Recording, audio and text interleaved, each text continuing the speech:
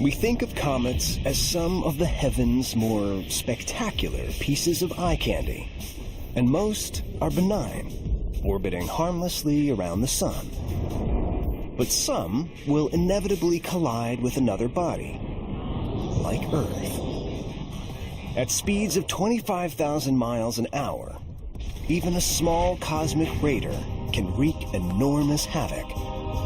But a larger object, over a mile or more in diameter, could cause devastation on a global scale. An impact by a comet will kill so many people and can produce such long-term changes in the environment that it can be a complete catastrophe for all of humanity. Scientists now believe a single blast from space helped wipe out the dinosaurs 65 million years ago. A comet, or asteroid, about 6 miles across, slammed into Mexico's Yucatan Peninsula. It dug a crater nearly 50 miles wide and 20 miles deep in less than a second, and unleashed an explosion more powerful than all the world's nuclear weapons combined.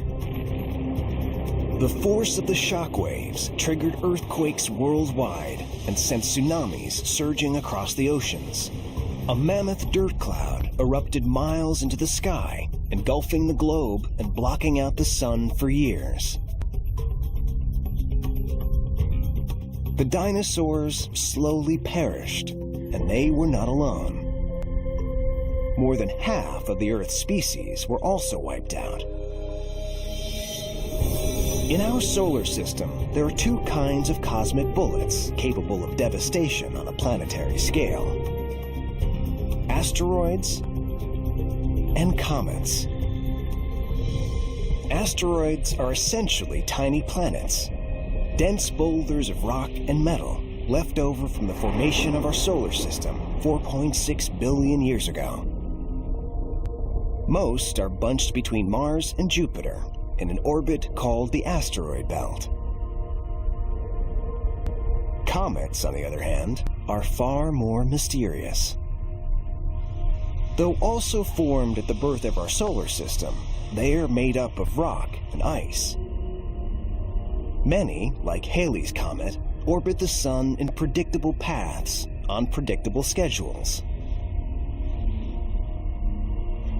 But there are countless others we know nothing about. They come hurtling out of the ether at unimaginable speeds of up to 100,000 miles per hour. For scientists peering into space, they look like lumps of charcoal on a black canvas, invisible until they are practically upon us. Only near the sun do comets become easier to detect. These icy bodies shed gas and dust as the sun warms them. When light hits the debris, they blaze into view and can be seen for millions of miles. But by that time, if one is headed for us, it may be too late to do anything to stop it. To date, more than 1,000 comets have been identified. Every year, we spot perhaps 100 comets we've never seen before entering the inner solar system. Each new arrival increases the odds that one will eventually strike the Earth.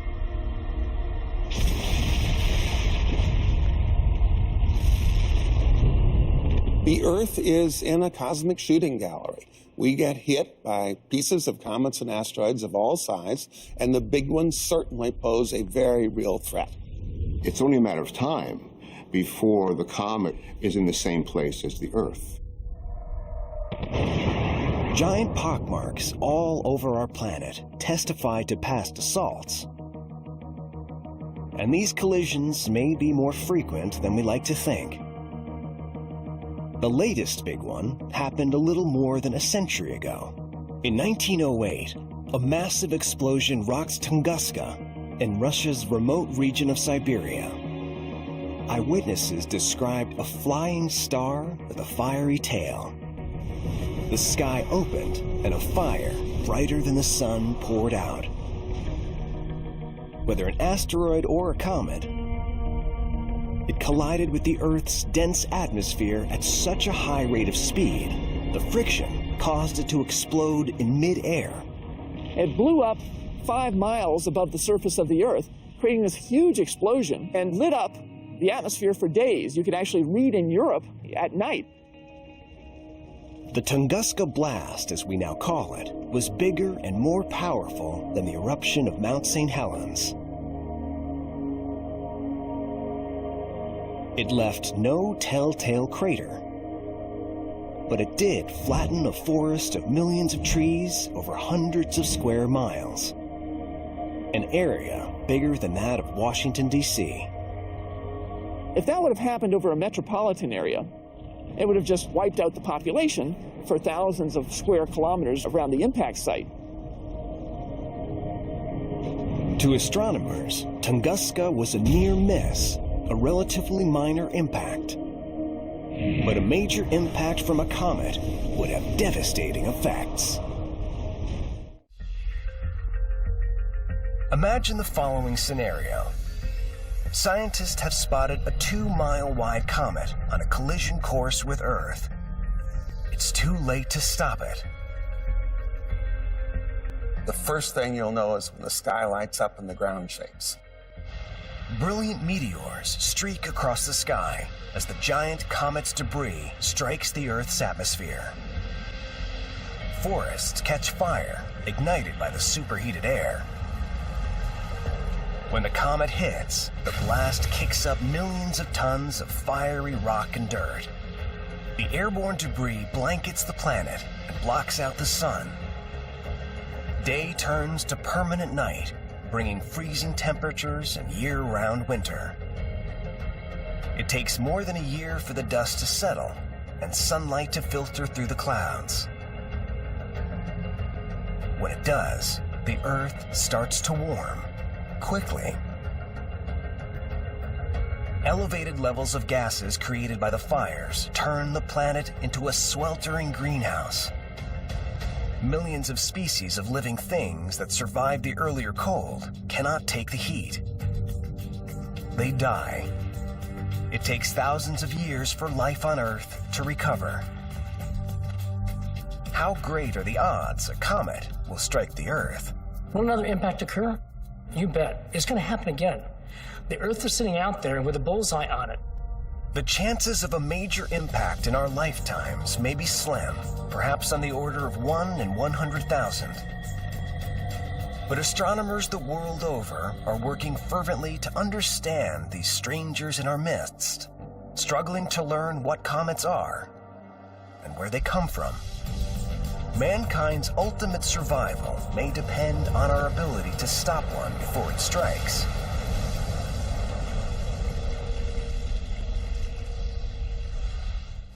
Donald Yeomans studied comets for NASA's Jet Propulsion Laboratory. They're so big that they've got a lot of mass, and it's mass and velocity that's important when they hit.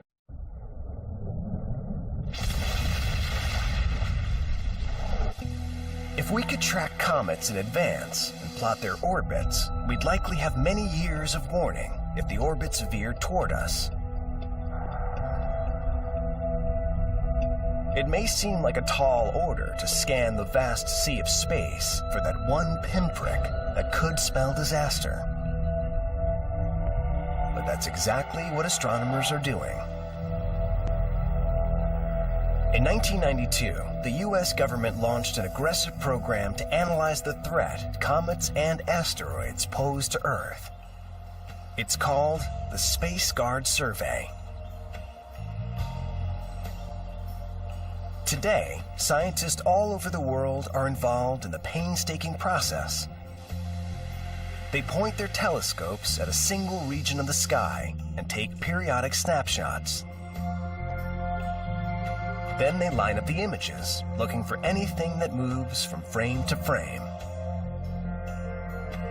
We are looking first for the larger asteroids and comets, the ones a mile or so in diameter, and eventually we'll extend it to the smaller ones. Scientists have discovered nearly 4,000 comets in our solar system, with roughly 40 new ones in 2016. new comets are being discovered every year. We may never be able to locate every threat. There could be millions of comets and asteroids that measure 300 feet or so, the length of a sports field. Still, telescopes are a first line of defense against what could be a major disaster for our planet.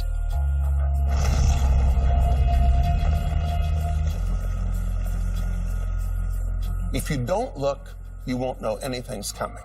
We would be taken by surprise just as much as the dinosaurs. If you do carry out a survey, then you hope that you can have warning. But it's one or the other. Either you have years or decades of warning, or you're taken completely by surprise. There's nothing in between.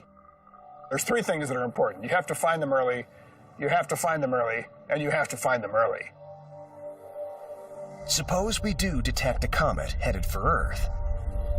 Then what can we do? Scientists have just started to come up with solutions. One of the leading ideas? Smash a rocket into it to slow it or knock it off course. That's harder than it may seem. In 2005, scientists were ready to test their theories about how a comet would react when it was hit by crashing a rocket into one.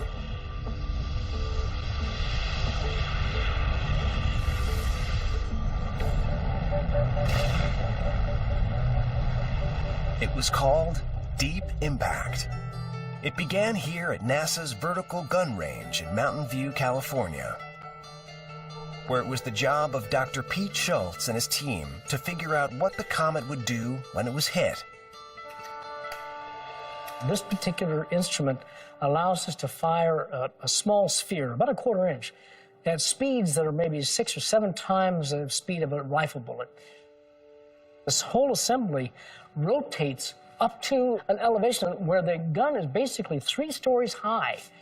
This allows us to send the projectile through different openings in the chamber so that we can impact a flat surface at different angles. Scientists believe comets vary in their makeup, so Schultz and his team built several different models, then hit each with a shot from their ultra-high-speed gun. The first scenario is what happens if we impact into something that looks like lunar dust. The second one is what happens if we impact into fluff. And the third one is what happens if we impact into a fluff covered with an organic layer. As we go down and look at the evolution of this crater, we find at the very end, after it's finished, we can still see the crater here. But in these 2 cases, when we're using fluff, we can't see the crater. It's completely masked. The fluff completely absorbed the projectile, a frustrating result for scientists hoping to get a look inside. And there was another possibility Schultz had to consider. What if the entire comet is extremely fragile and porous? He searched for a substance for that simulation. The comet may be sort of like a fluff ball. It may have been very low density. What do we do to try to simulate that? The best thing probably is a complex organic. What would that be? Cotton candy. We've got our comet made of cotton candy. Let's turn off the lights and let's get out of here.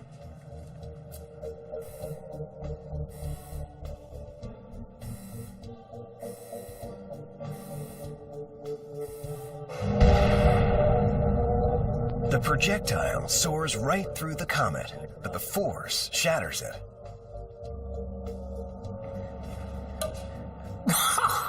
Oh my God! There's no more comet, that's for sure. What a mess. But this is not good news. A shattered comet can be even more dangerous than an intact one. The pieces remain on the same course, turning one projectile into many. But what does that mean for our planet if we're in the way? In 2005, the team at NASA had completed their tests and were ready to take the plunge. They would try to drive an 820-pound impactor into a comet to find out what's inside. Deep Impact Principal Investigator, Dr. Michael Ahern. So here we have the model of both Deep Impact spacecraft. Many people think it was only one spacecraft, but it's really two. January 12th, 2005. After 6 years of study and preparation, Deep Impact is ready for liftoff. 3, 2, 1.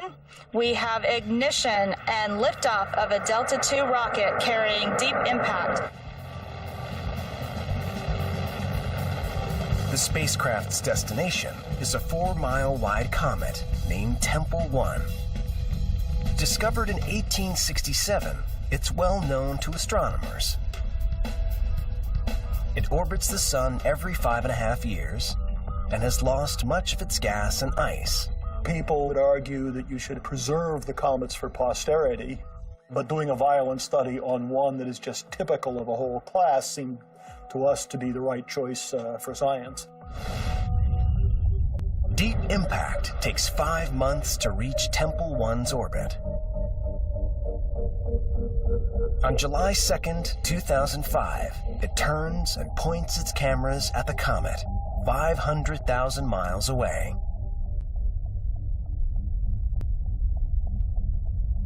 Then, it releases its impactor. If all goes well, the collision will blow a hole in Tempel 1 about 600 feet across, 5 stories deep, about the size of the Roman Colosseum. But it might destroy the comet by breaking it apart like cotton candy in the experiment. Back on Earth, hundreds of scientists hold their breath. We lost signal, and we had to stand there and wait around. So everybody was trying to be, go keep busy and not feel anxious. But just before impact, the signal returns.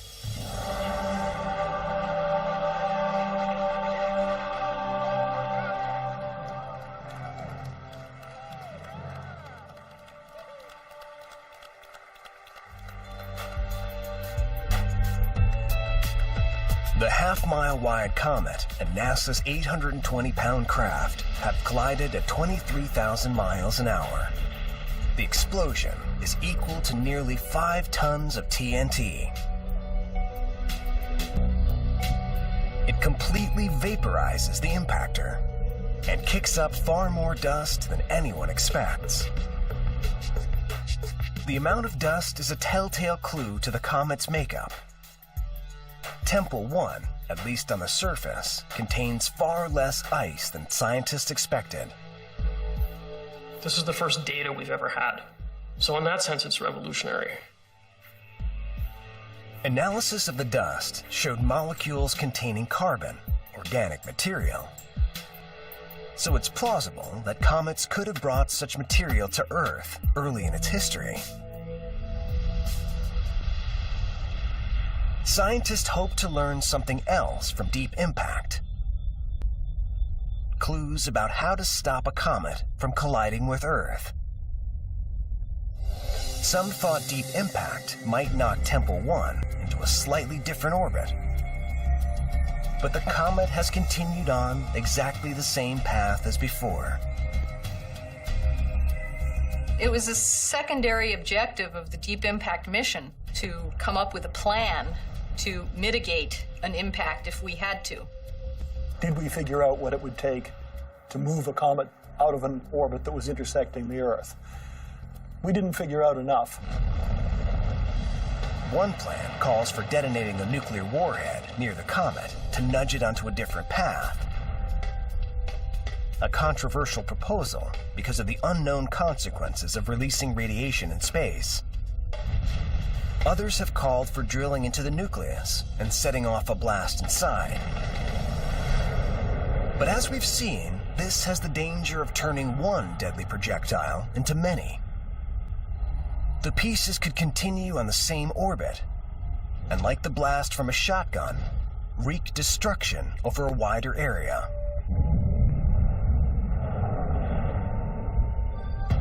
Some have proposed less violent, yet equally intriguing solutions.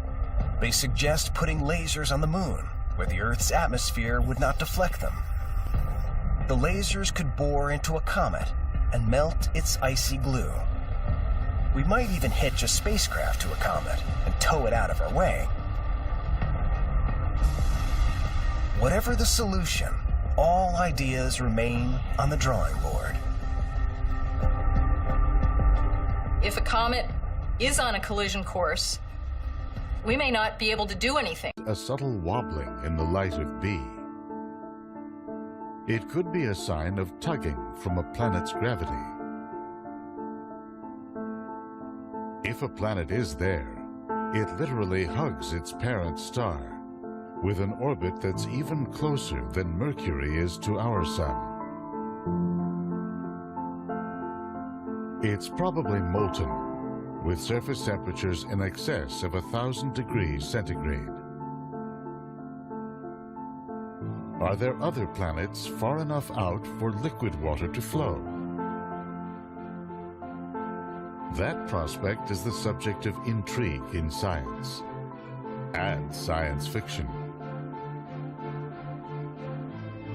Alpha Centauri is the fictional location of Polyphemus, a giant gas planet, and its moon Pandora, from the movie Avatar.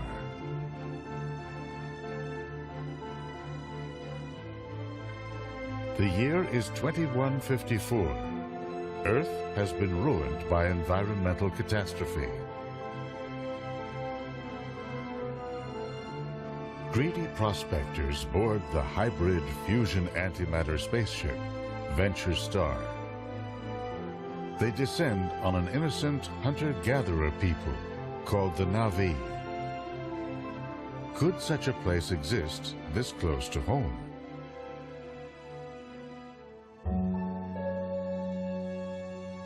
One problem with Alpha Centauri is that the orbits of A and B bring the stars as close as Saturn is to our Sun. This means that planets further out could have been pulled away and flung out into space. For this reason, Alpha Centauri was not a high priority for planet hunters. That is, until similar examples turned up, such as Kepler-16. 16b is a planet that orbits two stars, which in turn orbit each other.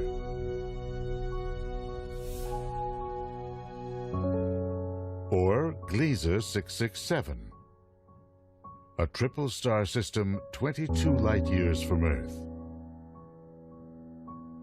667c is a red dwarf, 1/3 the mass of our Sun, with 6 planets in its fold. 3 of them, small enough to be called super-Earths, orbit at a distance that could allow liquid water to flow on their surface. That opens the possibility that planets may have survived in the Alpha Centauri system. For now, that question is on hold. The orbits of Alpha Centauri A and B have brought them too close for astronomers to resolve the signal of a planet. When they move apart again, astronomers will have new tools at their disposal, including the James Webb Space Telescope, now set for launch in 2018. From a position 1 million miles away from Earth, it will deploy a sun shield the size of a tennis court and a mirror over 21 feet wide. Astronomers will use this telescope with its infrared light detectors to discern the chemical composition of planetary atmospheres.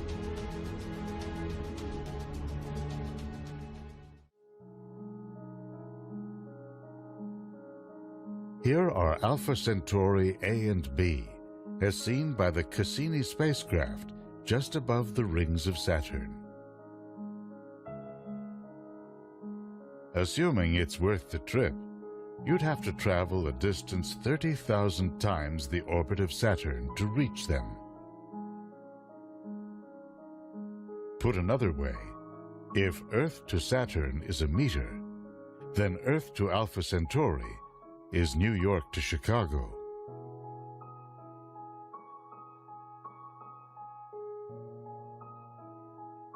To put the journey into perspective, consider Voyager 2, now on its way out into the galaxy. After a series of gravitational assists from Jupiter and Saturn, the spacecraft is traveling at about 62,000 kilometers per hour. If it were headed in the right direction, it would need another 73,000 years to reach Alpha Centauri.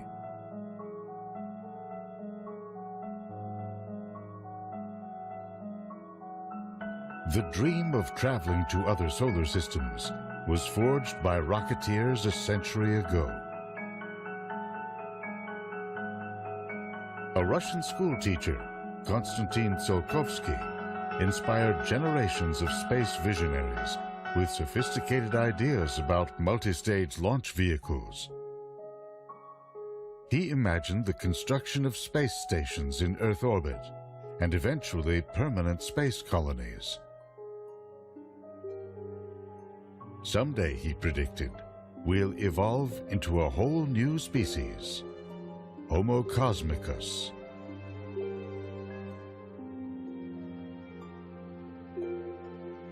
Since then, rocketry's greatest advances have centered on ways of containing explosive propellants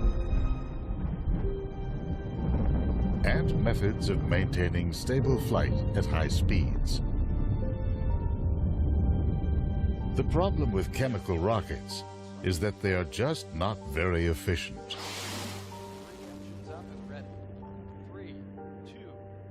To reach the speed needed to escape Earth's gravity, 25,000 kilometers per hour, the space shuttle carried 15 times its weight in fuel. A NASA study showed that to send a shuttle-sized craft to Alpha Centauri in 900 years would take an unbelievable amount of fuel, 10 to the 137th kilograms worth. That's more than the entire visible universe. There are several promising advanced propulsion concepts on the drawing board, including fuel-efficient plasma engines, which accelerate a spacecraft gradually to high speeds. It won't get us to Alpha Centauri in anything close to a human lifespan. To go that far and that fast, a pre-Apollo project called Orion called for a series of controlled nuclear explosions to propel a spacecraft to high speeds. The project died amid concerns about the impact of nuclear explosions on the environment. Back in the 1970s, a group of scientists unveiled designs for Daedalus. This giant fusion-powered craft would have had to carry 50,000 pounds of fuel. The plan was to accelerate to 12% the speed of light and reach a nearby star in 50 years. Other plans have included ramjets with vast magnetic fields that scoop up a fuel supply of hydrogen ions, or solar sails powered by the solar wind and by lasers stationed along the way. Then there's the rocket of choice in science fiction, powered by the most potent fuel in nature, antimatter.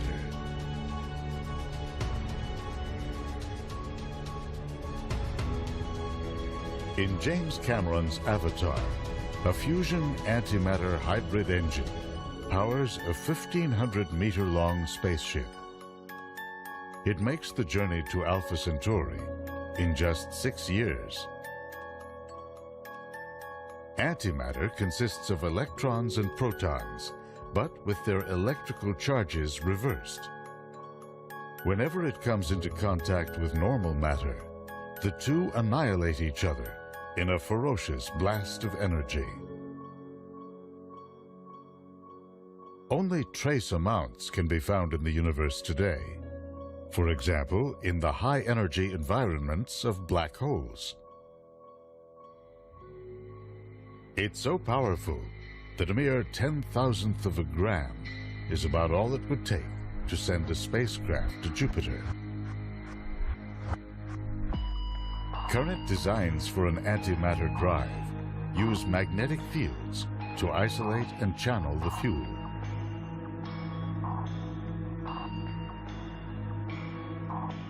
The idea is to merge a stream of protons with a stream of its antimatter opposite, antiprotons.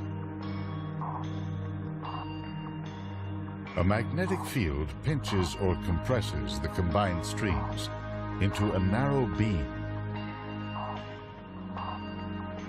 Annihilation, then, produces an ultra-high energy laser that shoots out the back of the craft.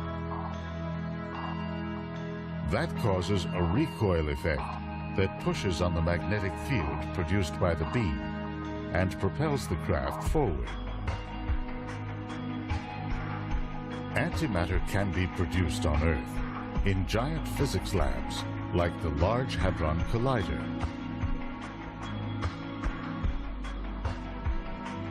Here, scientists accelerate atoms to nearly the speed of light and blast them together to release their fundamental constituents.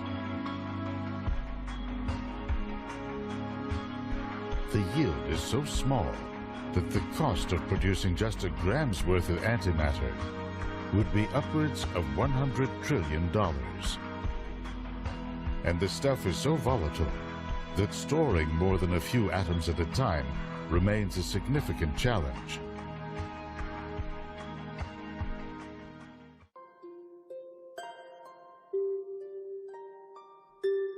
If specialized facilities were built, the cost could drop, by one estimate, to as low as $10 billion per gram. One idea would be to station an antimatter factory in space, powered by the 1 billion watts per kilometer delivered by the sun. Another is to harvest antimatter already produced in space. The idea is that cosmic rays, interacting with interstellar particles, send about a kilogram of antimatter flying into the solar system every second. Some of it has been shown to circulate in radiation belts that surround the Earth.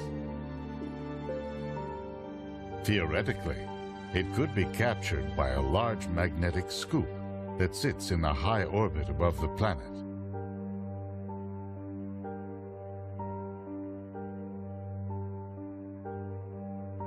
Short of traveling to another solar system, there may be good reasons to develop antimatter propulsion. An interim mission would speed beyond the orbit of Pluto, sending back close-up images of objects in the Kuiper Belt. A longer-distance probe could reveal new details about the Oort cloud, a vast realm of comets that envelops the solar system. Once out there, it could sample interstellar particles or deploy an interstellar telescope. To make it all the way to Alpha Centauri within 50 years, an antimatter probe would have to accelerate to around 10% the speed of light, over 100 million kilometers per hour. High velocity has its perils. At such speeds, even dust has enough mass to destroy the craft. A magnetic shield would be needed to clear the way.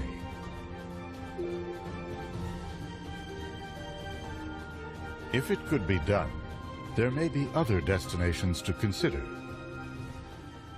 At least 22 stars within 12 light years of Earth. Any way you look at it, the first interstellar voyage will be a quantum leap for humanity. The urge to reach out to distant horizons, to climb the highest peak, is a vital part of human nature. But explorers of old set off not just because it was there. At times it was greed, hunger, fear, and despair that propelled them from their homelands and allowed them to endure their long journeys. What imperatives will send future generations into space? To the physicist Stephen Hawking, it's a question of survival. I don't think the human race, he said, will survive the next 1,000 years unless we spread into space. There are too many accidents that can befall life on a single planet. We can't foresee the impact of wars, social upheaval, or the course of human civilization in coming centuries. But an early context for the mission may be emerging now. On one hand, the technological advances that might make such a mission possible could revolutionize many other aspects of life on this planet. The ever-increasing number of transistors that can be placed inexpensively on a computer microchip has become a metaphor for the advance of technology. Some observers forecast a steep rise, even an acceleration, in the pace of invention and basic research, and for whole new solutions to the problems of energy, food production, health, and more. In addition, despite the daily drumbeat of violence and war, we are actually living in one of the most peaceful eras in human history. Over the centuries, the number of people killed in battle has steadily dropped as civilizations evolved. With 2 world wars, the 20th century was pretty bad, but the 19th was even worse. In terms of deaths per 100,000, from war, genocide, murder, and other factors, the world is relatively calm. On the other hand, major periods of scarcity and suffering may loom. The last century saw the world's population grow from less than 2 billion to nearly 7 billion today. It may reach 9 to 10 billion by the year 2040. According to a recent UN report, the world will have to produce 70% more food by the year 2050, and at least that much more energy to sustain its population. Simple, clean water in some regions is already extremely scarce. Now throw in environmental impacts like rising sea levels, or the spread of deserts linked to a gradually warming climate. No matter how you look at it, our world is changing in ways that will impact the way we live and relate to each other. Will technological advancements allow us to halt the degradation of our natural environments and increase the carrying capacity of our planet? Will we find ways to mitigate the effects of war, natural catastrophes, or political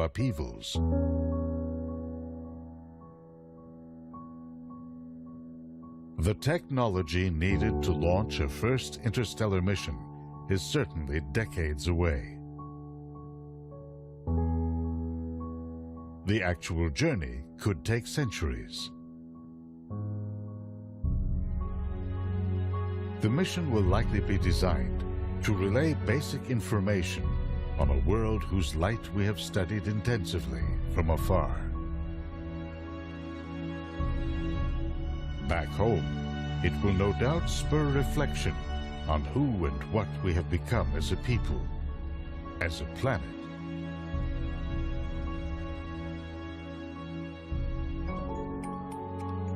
As our cosmic emissary makes its way across the void, we on Earth will continue to struggle in our pursuits of happiness, prosperity, and mere survival.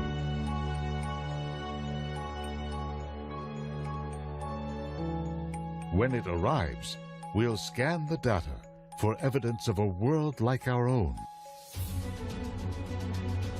one that may harbor life. Will we come to explore and expand our knowledge, or to begin a long journey out into the uncertain reaches of the galaxy?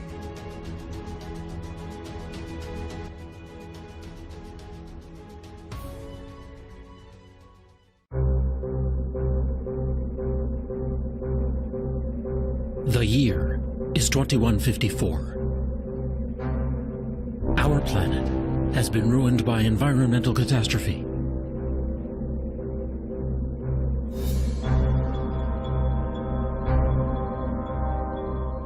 In the movie Avatar, greedy prospectors from Earth descend on the world of an ancient hunter-gatherer people named the Na'vi.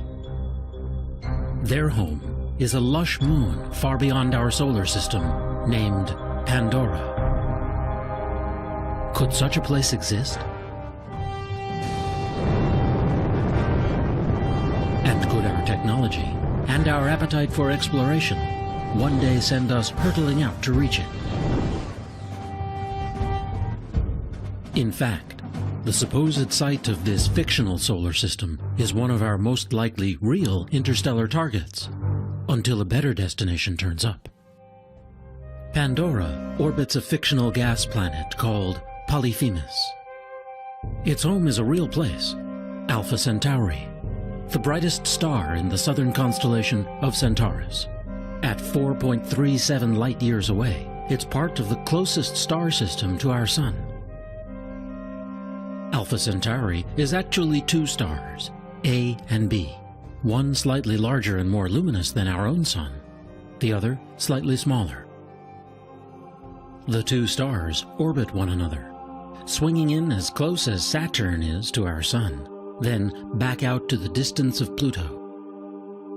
This means that any outer planets in this system, anything beyond, say, the orbit of Mars, would likely have been pulled away by the companion and flung out into space. For this reason, Alpha Centauri was not high on planet hunters' lists, until they began studying a star 45 light-years away, called Gamma Cephei. It has a small companion star that goes around it every 76 years. Now it seems it also has at least one planet. That world is about the size of Jupiter, and it has planet hunters excited. Perhaps 2/3 of all the stars in our galaxy are in so-called binary relationships. That means there could be many more planets in our galaxy than astronomers once assumed. At least 3 teams are now conducting long-term studies of Alpha Centauri, searching for slight wobbles in the light of each companion star that could indicate the presence of planets.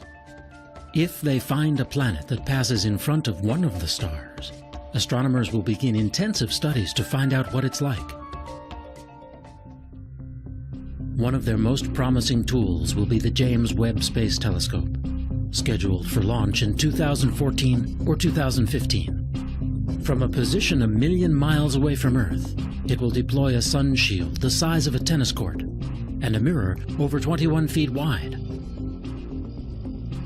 The largest space telescope ever built, it will offer an extraordinary new window into potential solar systems like Alpha Centauri. With its infrared light detectors, this telescope will be able to discern the chemical composition of a planet's atmosphere. And perhaps whether it harbors a moon like Pandora.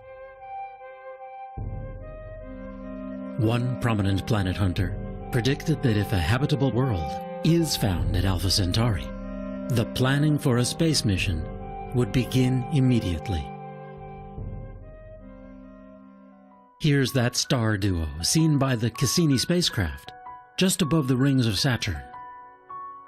To actually get to this pair of stars, you'd have to travel as far as the orbit of Saturn, then go another 30,000 times further. Or put another way, if the distance to Alpha Centauri is the equivalent of New York to Chicago, then Saturn would be just 1 meter away. So far, the immense distances have not stopped us from launching missions into deep space. In 1977, the twin Voyager spacecraft were each sent on their way aboard Titan III Centaur rockets. After a series of gravitational assists from the giant outer planets, the spacecraft are now flying out of the solar system at about 40,000 miles per hour. They're moving so quickly that they could each whip around Earth in just 45 minutes. Twice as fast as the International Space Station.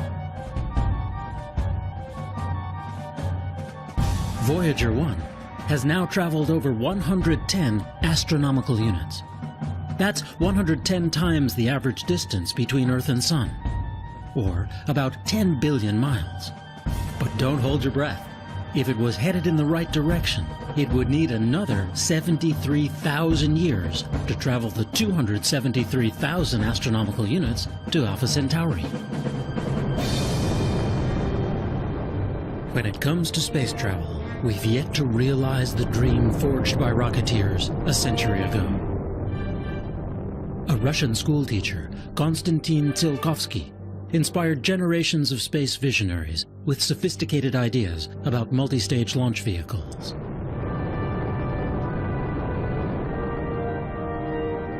He imagined the construction of space stations in Earth orbit, and eventually vast permanent space colonies. In time, he predicted, we'd evolve into a whole new species, Homo cosmicus.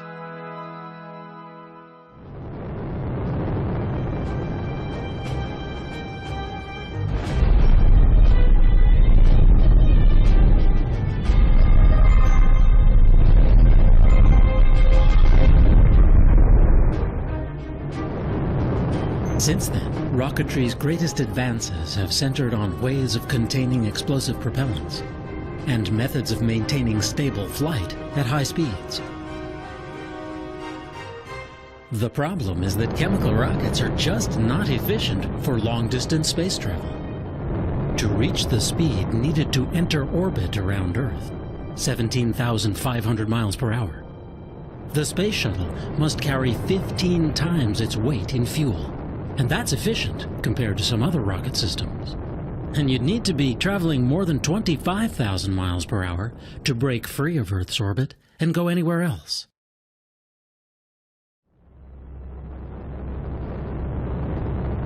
A NASA study showed that to send a space shuttle-sized craft to Alpha Centauri in 900 years would take an unbelievable amount of fuel, 10 to the 137th kilograms of rocket propellant. Suffice to say, it's more mass than is in the entire visible universe.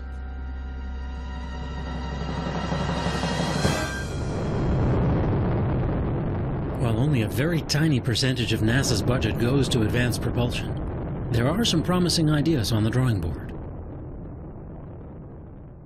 Rockets powered by nuclear fuel, or plasma, a supervolatile gas. Huge sails pushed along by the pressure of photons from the sun. Ion drives.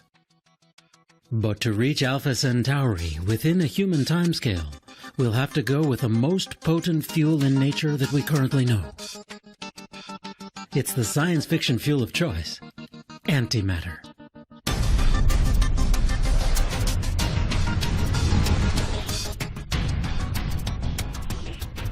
In James Cameron's Avatar, hybrid nuclear fusion and antimatter engines power a mile-long interstellar spaceship. At a speed of 670 million miles per hour, this vehicle makes the journey to Alpha Centauri in just 6 years. Antimatter really does exist, as the mirror image of the universe we know. It consists of electrons and protons, but with their electrical charges reversed. Whenever it comes into contact with normal matter, the two annihilate each other in a ferocious blast of energy.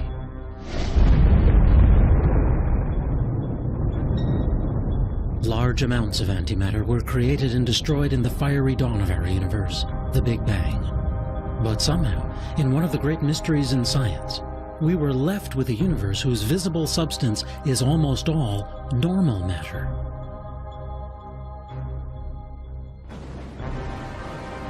The universe still produces antimatter through powerful collisions, such as a jet from a black hole slamming into a cloud of gas. When matter and antimatter obliterate one another, they emit gamma radiation that we can then detect with instruments such as the Fermi Gamma Ray Space Telescope. Fortunately, black holes aren't the only way to generate antimatter. In giant labs, like the Large Hadron Collider, scientists accelerate atoms to nearly the speed of light and blast them together to expose their fundamental constituents. Small amounts of antimatter can be made this way, but it's incredibly expensive.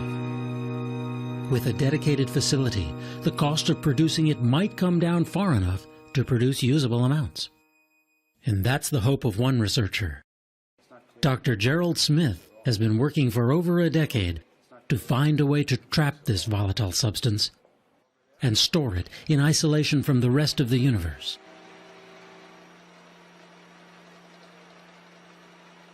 Smith and his colleagues have designed a trap the size of a cigar case. It sits within a tank filled with liquid nitrogen and liquid helium, designed to cool it down to 270 degrees below zero. Once injected into this trap, antimatter particles are suspended by magnetic fields within a vacuum as empty as deepest space. But the problem is that anti-electrons, called positrons, tend to repel each other explosively. That makes it tough to store more than a few at a time. This team now believes it may have discovered a pathway to storing large amounts over longer periods of time. Their solution lies in combining positrons with electrons, forming an element called positronium. In theory, with the right magnetic fields, these electrically neutral atoms might be held indefinitely. When released under controlled conditions, ultra-high energy antimatter beams could turn out to be ideal cancer killers, or lead to revolutionary industrial applications. Or perhaps, one day, they could power long-distance spaceflight. It wouldn't take much. Antimatter is so potent that it defies common sense. A chunk the size of a small coin could propel the space shuttle into orbit. Smith estimates that once in low Earth orbit, a human mission to Mars would take as little as 10 milligrams worth. The basic idea of an antimatter rocket is simple. A beam of positrons is released into the engine core, where it annihilates the surface of a metal plate. That creates an explosion that propels the craft forward. Another design uses a sail. A cloud of antimatter particles reacts explosively to its surface, propelling it forward.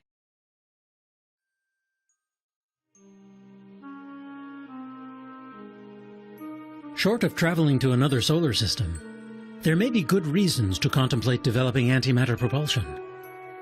A preliminary mission would speed beyond the orbit of Pluto. sending back close-up images of dark planet-like objects that ring the solar system out in the Kuiper Belt. A longer distance probe could reveal new details about the Oort cloud, a vast realm of comets that envelops the solar system. Once out there, it could sample particles that make up the interstellar medium, or send back unique data sets on dark matter, the invisible stuff that makes up the overwhelming portion of our universe. To make it all the way to Alpha Centauri within 50 years, an antimatter probe would have to gradually accelerate to around 10% the speed of light. That's 67 million miles per hour. It would then gradually decelerate as it approached its destination. At those speeds, hitting even a grain of dust could destroy the spacecraft. So it might be best to slow the journey down to a century or more. It's safe to assume for now that we would only send a probe to Alpha Centauri if we discovered a habitable world. There may be other choices in our solar neighborhood. They include Proxima Centauri, a red dwarf star 4.2 light-years away that may be gravitationally bound to Alpha Centauri. Beyond that, not quite 6 light-years away, is Barnard's star. Or there's Lalande 21185, a red dwarf 8.3 light-years away.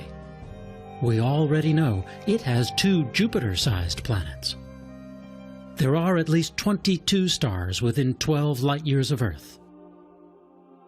And any way you look at it, the first interstellar voyage will be a quantum leap for humanity. The urge to reach out to distant horizons, to climb the highest peaks, to push ourselves past our perceived limits seems to be a vital part of what makes us human. Yet explorers of old set off not just because it was there. At times it was greed, hunger, fear, or despair that propelled them outward from their homelands and allowed them to endure their long journeys.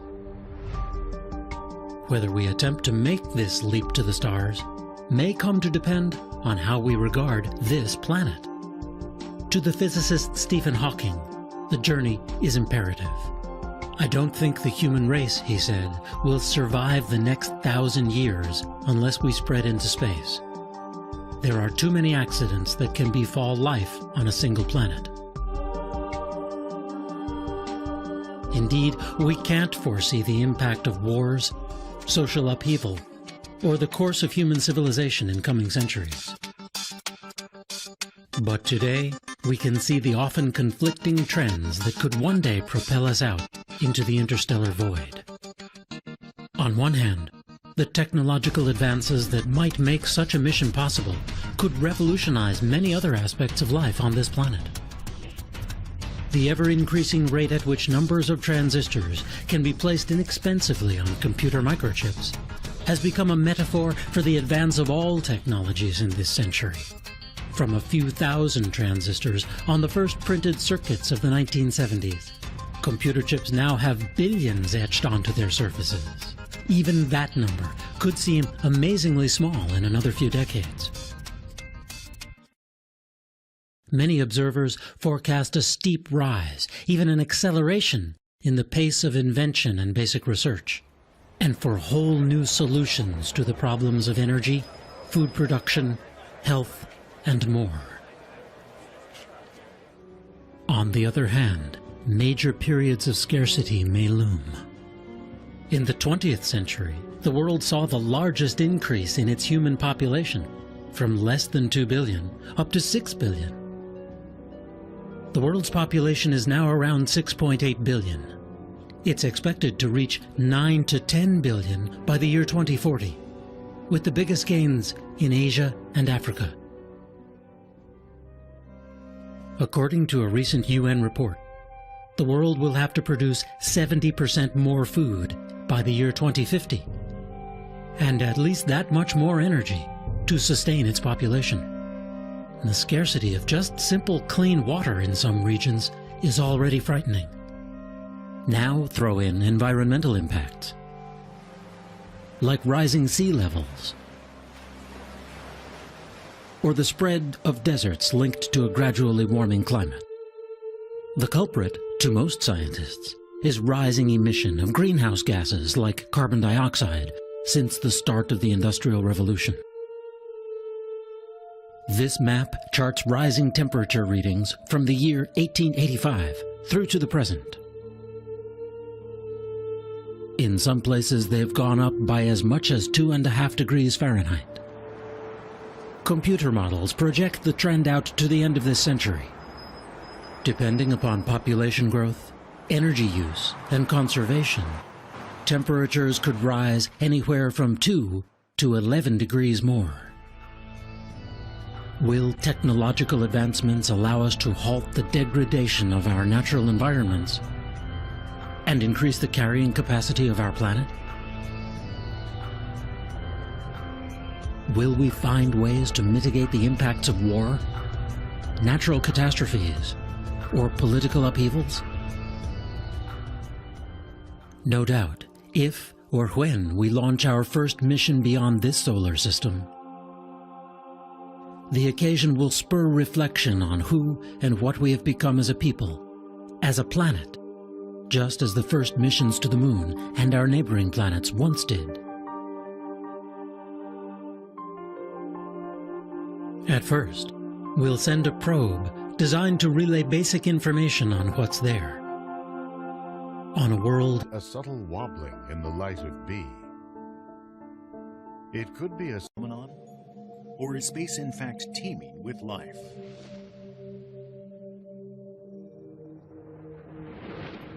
For answers, scientists are placing great hopes on one of the moons of a planet far, far away.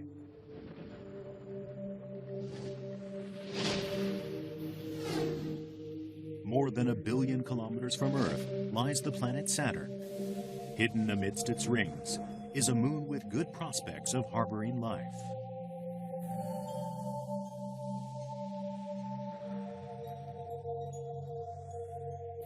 Here's a backlit view of Saturn. Beyond its familiar set of rings is an outer ring that is thinner and fainter. The E-ring, discovered in 1967. The bluish-white E-ring includes one extremely significant body circling Saturn.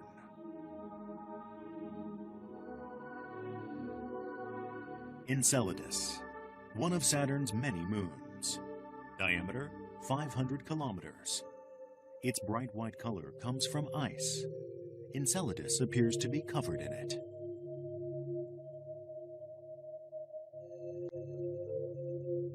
This image of Enceladus was taken by the Voyager 2 spacecraft in the 1980s. Seeing it, many scientists were astonished. The moon's surface is remarkably smooth.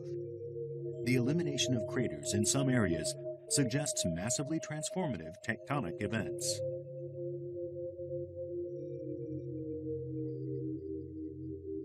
Could it be that whatever is happening on Enceladus has something to do with the E-ring?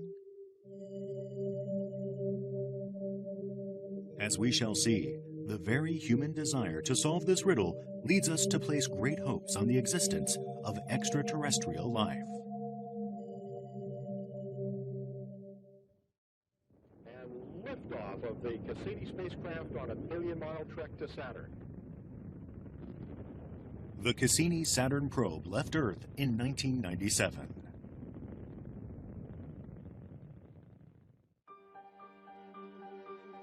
Its primary mission, to examine the relationship between Enceladus and the E-ring.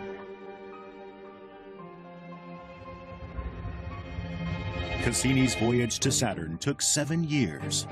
It reached the planet's vicinity in 2004. A quarter century after the Voyager mission, the mysteries of Enceladus are finally being addressed. In the western American state of Colorado is located the Cassini Imaging Laboratory. Here is where the imaging data collected by the Cassini probe are analyzed. The leader of the imaging team is Carolyn Porco. She says that starting with Cassini's very first image as it approached Enceladus, she was filled with astonishment. This was it. Enceladus appears darkly in this backlit image. Some might think the image anticlimactic, but Porco deliberately chose this backlit mode.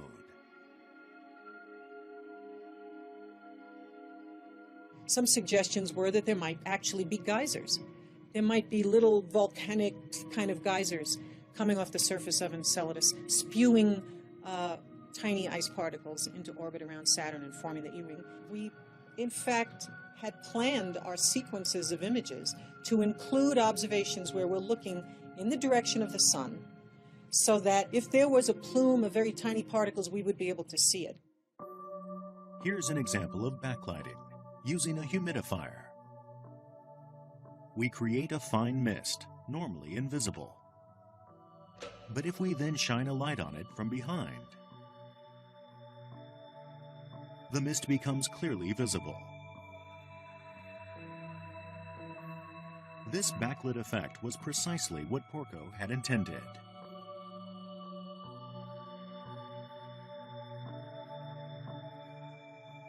Let's return to that first Cassini image.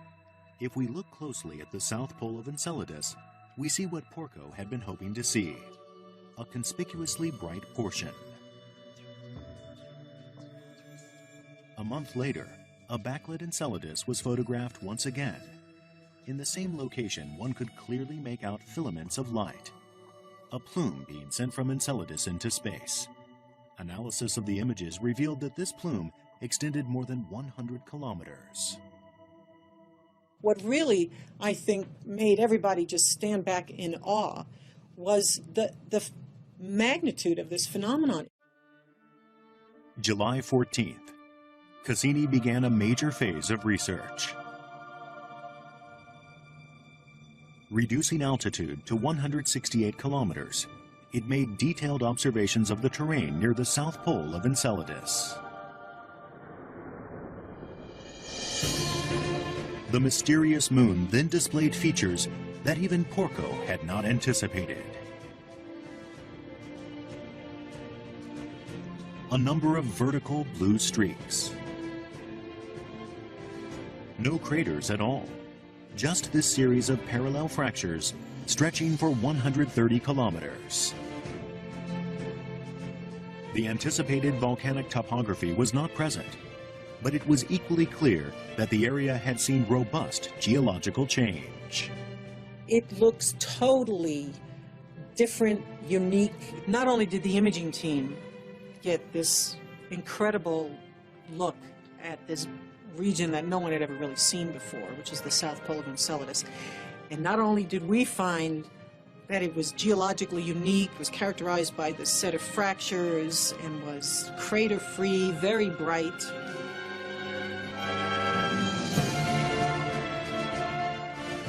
The team called the blue streaks tiger stripes.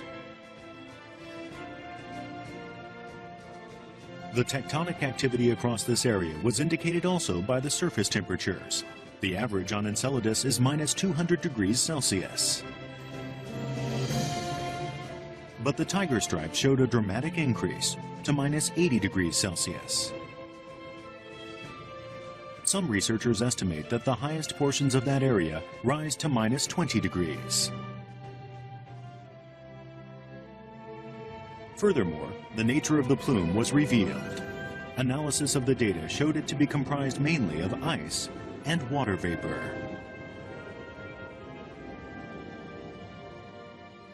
Conclusive images were also recorded.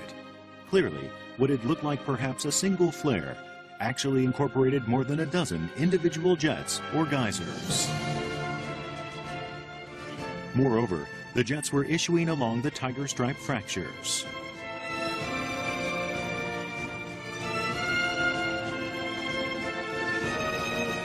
And the material they released into space has been forming one of Saturn's rings.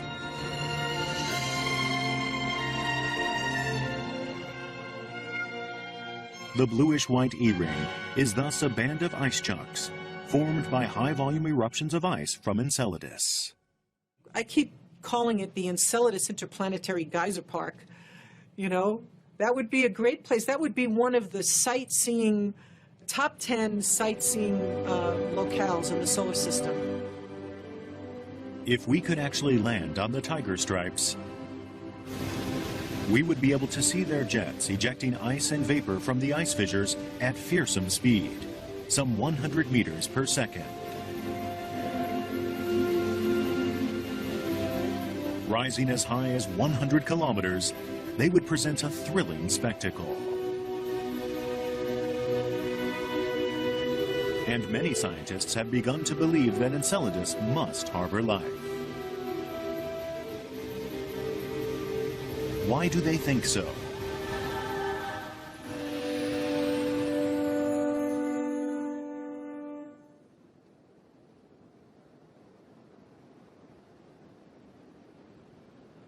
The Austrian Alps have an elevation exceeding 3,000 meters.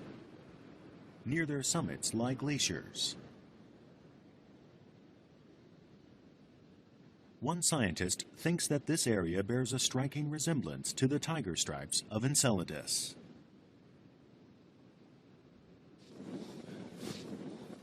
Richard Hoover is an astrobiologist with NASA. This is a world of extreme cold, minus 15 degrees Celsius, even in daytime. An ice cave provides entry to the inside of a glacier.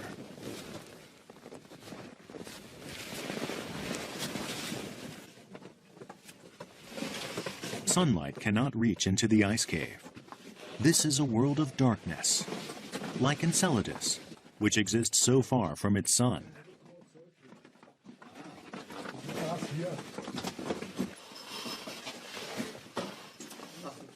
"10 minutes into the ice.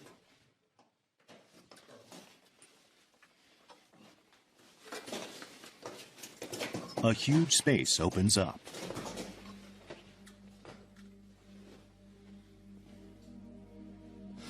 It's incredible. Fantastic. This is absolutely magnificent. This has been dubbed the Ice Palace.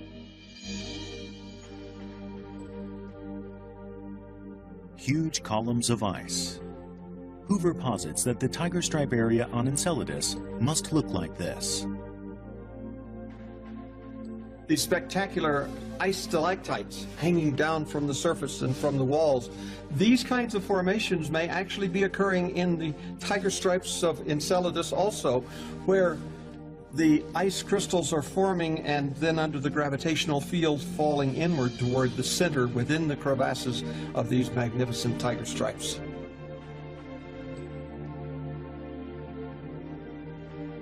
One sees no plants here, no animals, merely a world of extreme cold, a world of ice. It might appear that no life could exist in such an environment.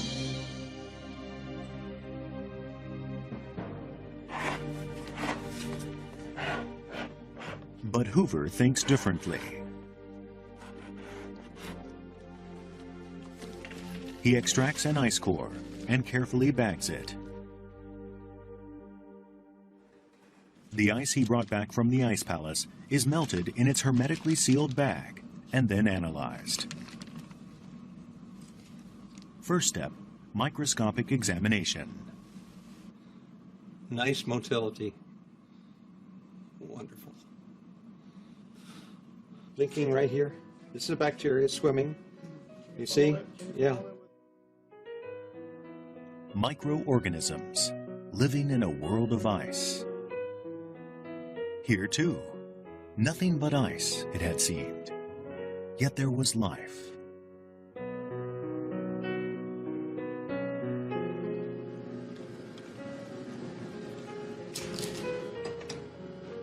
In his lab, Hoover preserved samples of ice collected from around the world, including the South Pole and Iceland.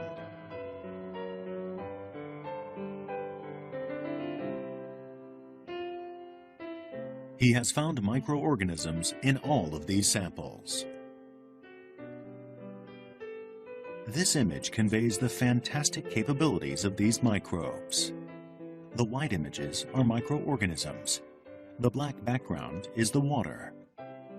The membranes covering these creatures' cells is made of material that protects them from freezing. Rather than freezing themselves, they melt the surrounding ice. It has been confirmed that there are certain forms of life capable of existing in a minus 40 degrees Celsius environment. I believe it is very possible that there could be life in the tiger stripes of Enceladus.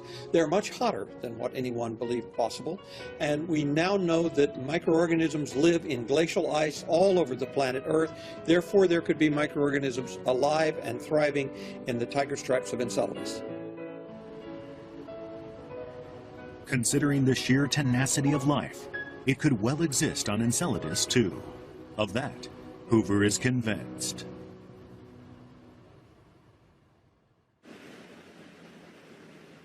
Carolyn Porco, leader of the Cassini Imaging Central Laboratory.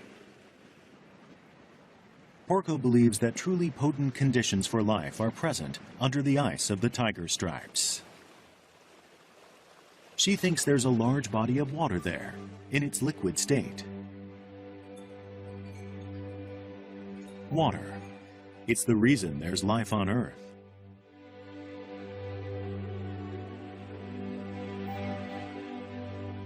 Across our globe, all sorts of life forms use water in all sorts of ways.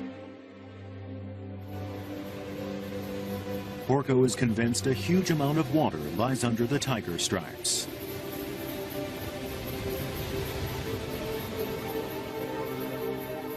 This was about 153. So her conviction originated during analysis of the Cassini images, when she noticed something distinctive about the jets. And that's why it's clear here. You could see the extent of it, how big it is. What we're seeing in these images of the jets, those are tiny ice particles, and we see so much of the solids compared to the vapor that is detected by the other instruments that the most plausible way to get that is from saying that the material starts out as a liquid and the liquid droplets eventually freeze and become the particles that we see. Measurements show the diameter of the particles to be less than 1/100th of a millimeter. If these geysers were shooting out only broken up bits of surface ice, it is difficult to explain how so many particles could become so small. But if it was water that was gushing up, freezing after the spray had become droplets, then that would explain the large quantity of ice particles. But Saturn, around which Enceladus revolves, is 1.4 billion kilometers from the Sun. That's 10 times farther away than Earth. That's why the surface temperature of Enceladus averages minus 200 degrees Celsius. Any water on it would freeze, becoming ice. On this moon of ice, how could a large body of water exist in a liquid state? NASA's Jet Propulsion Laboratory, JPL, is located in the suburbs of Los Angeles. Inside is the control room for the Cassini space probe. Today they are again instructing the probe, 1 billion kilometers away near Saturn. Recently, Cassini has uncovered facts supporting the theory that liquid water is present on Enceladus. In October of 2008, Cassini drew very close to Enceladus on a low-altitude flyby. It was able to pass through the jets and to analyze their constituent matter minutely. One thing detected in the jets was ammonia.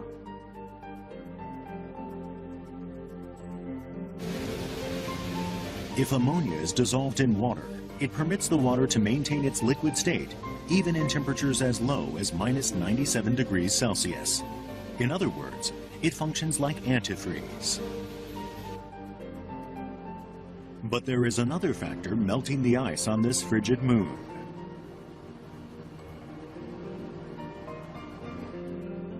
the movements of another of Saturn's moons, Dione.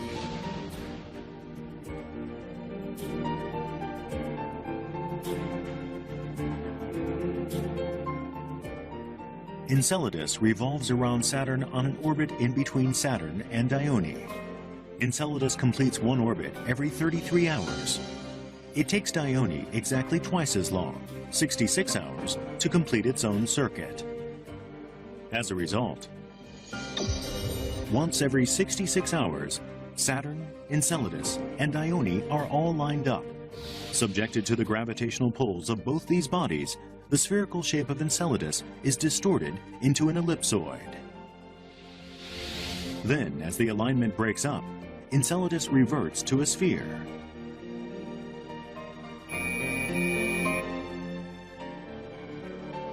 When this happens enough times, the interior of Enceladus experiences a buildup of frictional heat. That melts some of the ice in the crust. It turns into liquid water. The hypothesis is that then, as the surrounding ice fractures, the water gushes out in jets. Maybe a body of liquid under the surface of Enceladus. So the jets are an indication to us, actually, that we have on Enceladus a place where life might have gotten started. An ocean under the ice of Enceladus, nurturing diverse forms of life. That's the vision of another scientist as well. Yasuhito Sekine is a scientist at the University of Tokyo. He believes that the warm environment of this ocean under the ice serves as a cradle of life. エンケルダスが土星からの重力の影響を受けて歪むわけです。で、その歪んだのがですね、氷の近くだけじゃなくて海の下の岩盤までおそらく歪んでて、そこで歪むことによって熱が発生すると。Such gravitational distortions have huge consequences. Sekine believes that not just the icy crust, but the underlying rock is affected as well, producing frictional heat.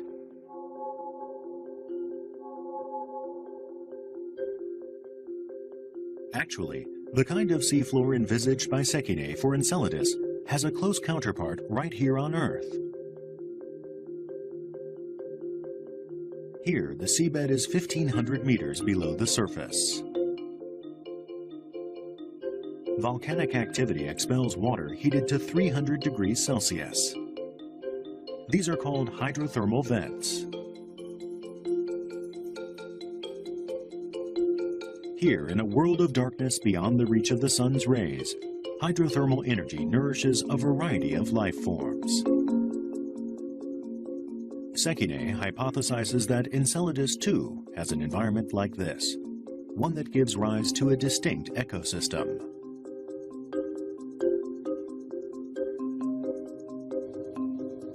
In 2009, Cassini observation data were announced, data that apparently supported Sekine's hypothesis.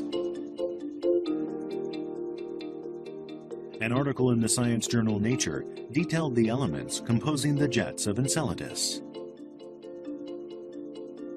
This graph compares the constituents of comets, which are thought to contain the ingredients of planets, with the constituents of the jets of Enceladus. The amounts of methane, ammonia, and other constituents are similar. The article also pointed to the possibility of a constituent unique to Enceladus: molecular nitrogen. Sekine believed that the presence of this molecular nitrogen proved the presence of hydrothermal vents.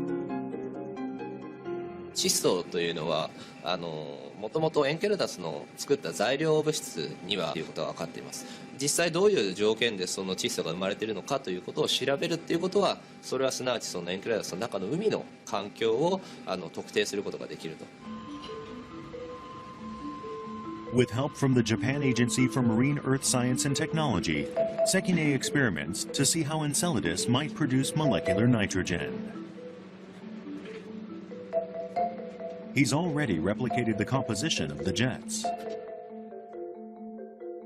Basically, water, carbon dioxide, and ammonia. Those ingredients are then mixed with a common mineral, olivine, to see what the reaction will be.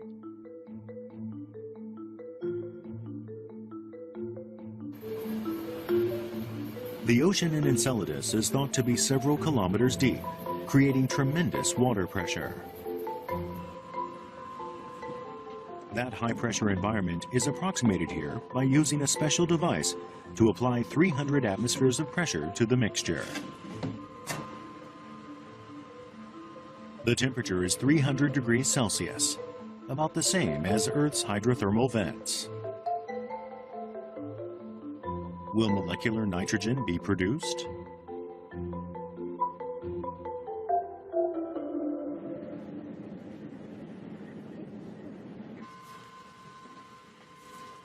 It's been a week since the experiment started.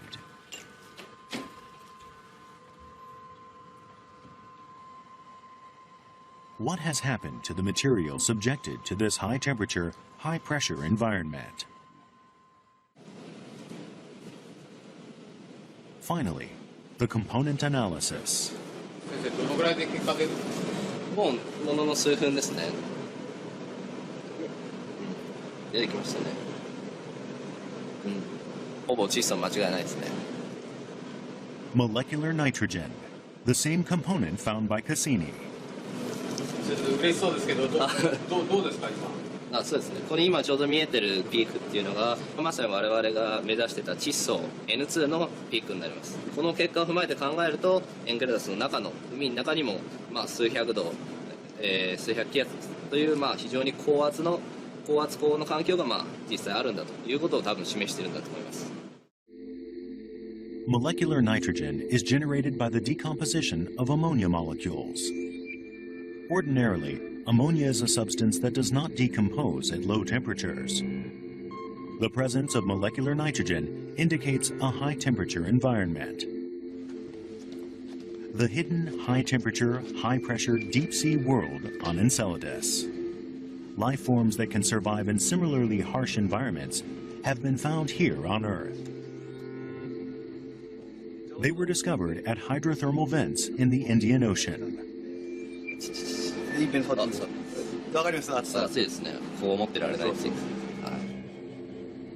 can survive in temperatures reaching as high as 122 degrees Celsius. Thermophilic methanogens are bacteria that thrive in high-temperature, high-pressure water. 非常にこういうメタン菌いてもいいなっていうのはかなり強く思いますね。もしエンケラドスに熱水活動があって、水素が出るんだったらもうほぼ 100% 僕はいると思いますよ。In fact, this experiment confirmed the production of molecular hydrogen, the energy source for methanogens. If organisms like methanogens exist on Enceladus, then hopes rise that this could lead to a world of diverse life forms. メタン菌は生態系の底辺に存在する生き物なので、その生態系の一番底辺のものを食べるような生き物で、それをまた食べるような生き物ということで、生態系がそのエンケラダスにおいてもかなり複雑にというか豊かな生態系がですねあっても全然不思議じゃないと思いますね。Enceladus is 1.4 billion kilometers from the Sun. Under its icy surface is an ocean of water. On that ocean's floor, hydrothermal vents similar to those on Earth, fostering a rich ecosystem based on life forms similar to methanogens. That's how Sekine pictures Enceladus.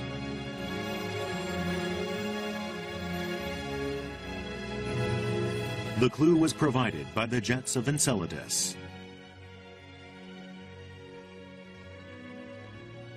And that faint outer ring of light in which Enceladus is situated reflects our shining hope that we are not alone in the universe.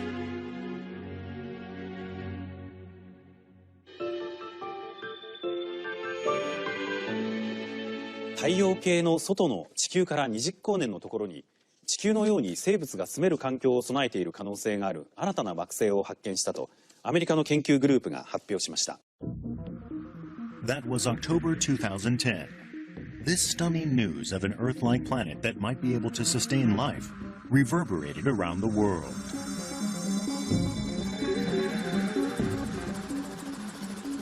A planet like our own planet Earth, one on which life could exist. The discovery was made from the volcanic island of Hawaii in the Pacific Ocean. Mauna Kea, an inactive volcano, has an elevation of 4,200 meters. On its summit are perched astronomical observatories operated by the United States, Japan, France, and other countries. The Keck Observatory. Scientists used one of the Keck's telescopes, whose 10-meter aperture classes it among the largest in the world, to make the discovery. Stephen Vogt is a professor at the University of California's Santa Cruz campus. He's part of the team that found a planet that may support life. So this is the Keck 1 telescope. This is where I do my planet hunting. Gliese 581g is a very special planet. It reminds us the most of our own Earth. This very special planet that Vogt discovered. What sort of planetary body is it? The night sky is punctuated with points of light. Most are fixed stars outside our solar system, each shining with its own light, like our own sun. One of them is this reddish star, 20 light years away. That means it takes 20 years at the speed of light for its image to reach Earth.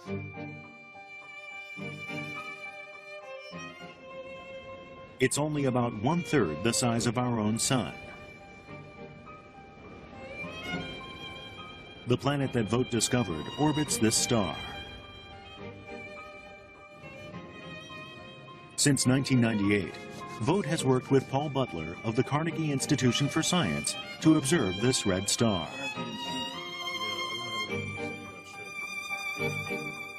The discovery of a life-supporting planet orbiting this star resulted from more than a decade of scientific observations.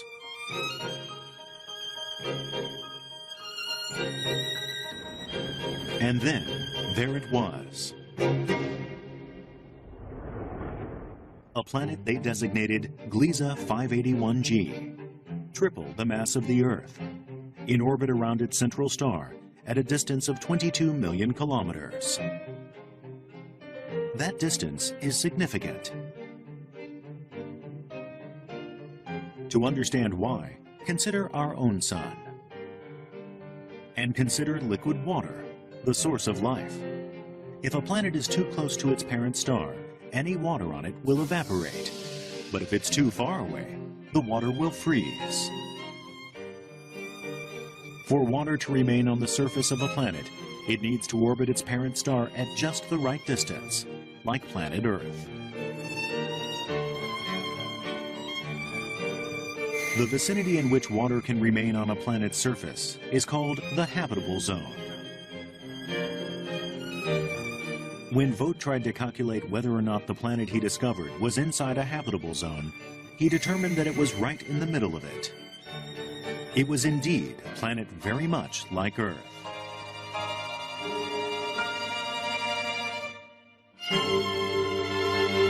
So the feeling of finding the first known planet that could support liquid water it's a great feeling. I mean, it was very exciting. We've been trying to do this for 15 years, so this is, for us, this is the end of a long journey in that respect.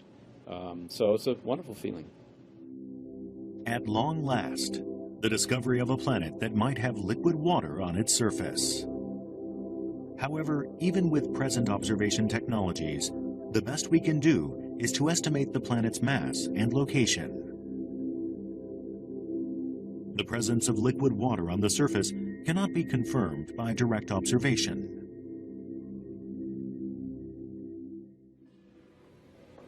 Is there really water on Gliese 581g? One researcher is trying to settle this question using theory.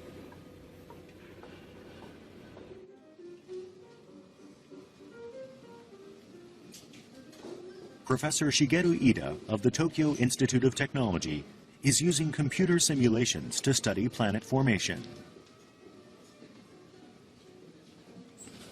To look into the question of whether or not water is present on Gliese 581G, Ida has studied what types of planets can be formed by a central red dwarf star.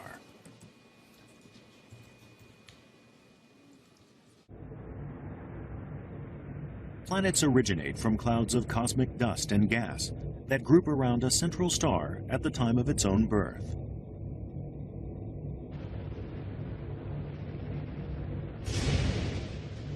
As these dusts and gases coalesce, they eventually form larger bodies, planets.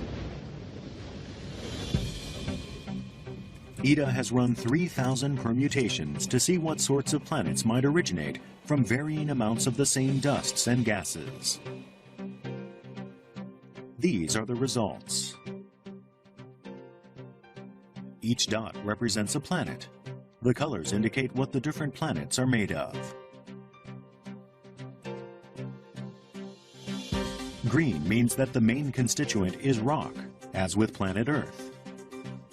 Red means a planet such as Saturn, composed primarily of gases. And blue indicates that the planet is made up mostly of ice, like Neptune.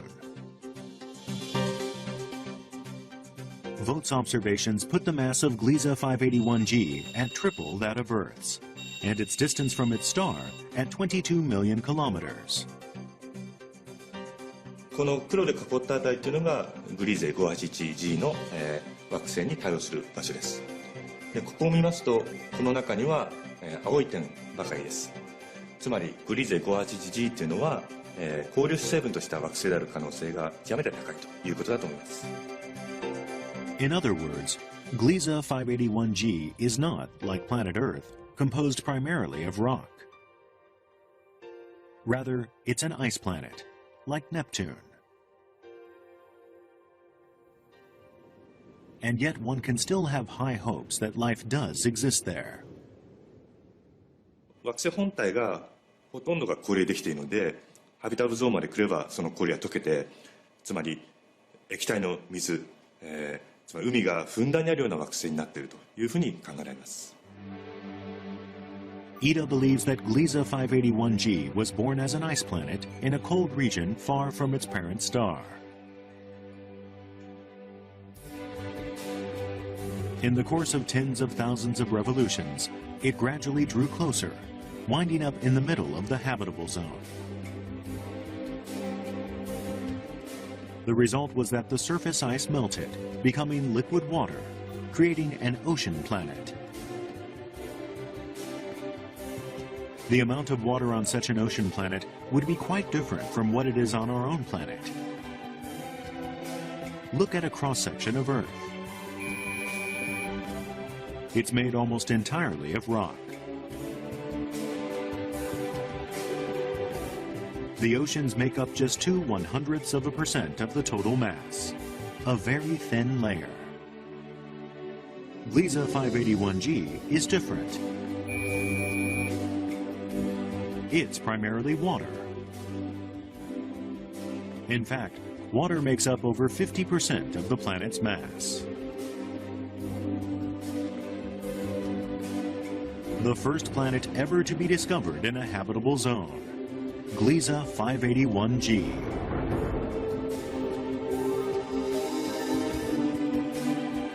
With a high probability of maintaining vast amounts of liquid water. Oceans bathed in the sunset-like glow of its red star.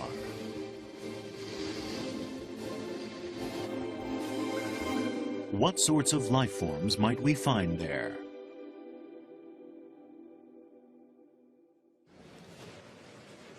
What does a biologist have to say about life on Gliese 581G, an exoplanet outside our solar system?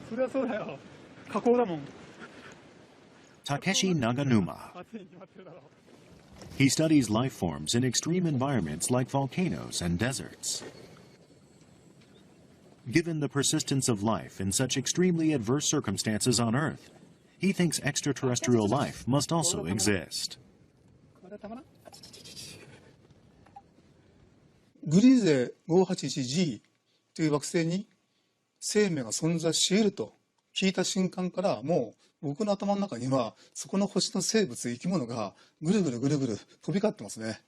こういった惑星が見つかったら、そこの惑星の生命を考えるのは当たり前でしょ。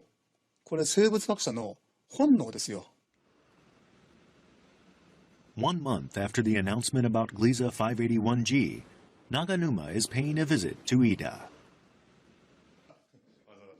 Naganuma is hoping to learn more about the environment on Gliese 581G, so that he can consider the question of life on that planet more deeply.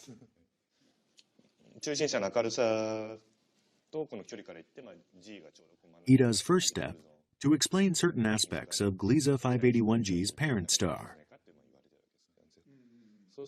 This brought up the question of the star's lifespan.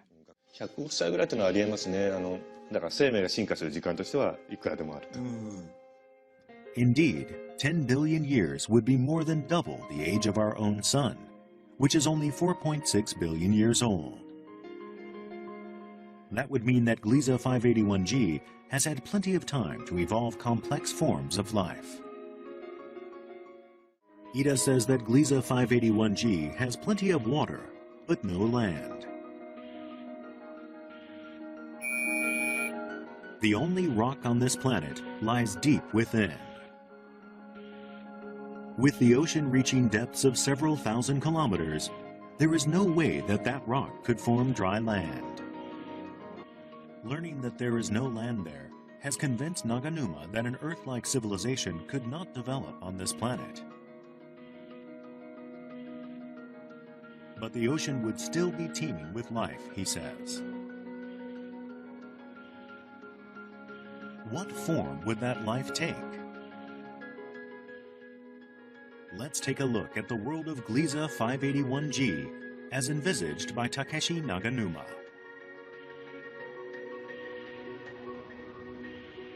A vast ocean, no boundaries in sight. Within it, life. What are these? Creatures of Gliese 581G. They float near the surface, living off the red light by means of photosynthesis. Their flat shape enables them to process as much light as possible. Life exists not only near the surface, but in the depths as well. These tube-like creatures are an example.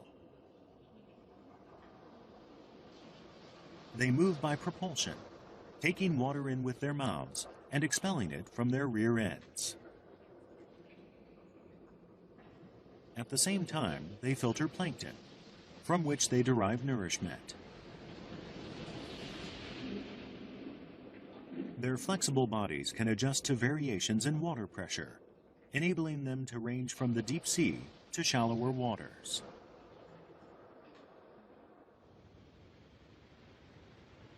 And there would be an unexpected place where life could develop as well.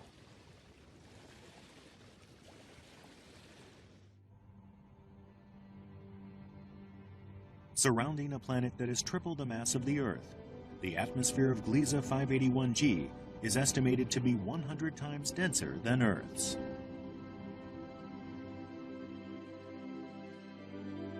Naganuma points out that such a thick atmosphere would, in a sense, approximate a liquid, constituting a medium through which creatures could easily float. So airborne creatures might emerge as well. Naganuma calls this particular extraterrestrial life form ball shoots. 3 eyes and a large brain.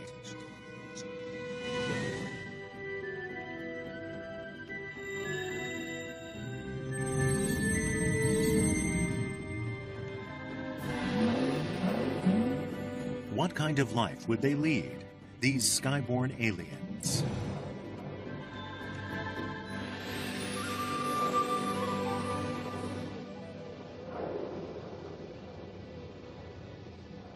This is the Gliese 581G sky, and the life forms that dwell in it, as conceptualized by Naganuma.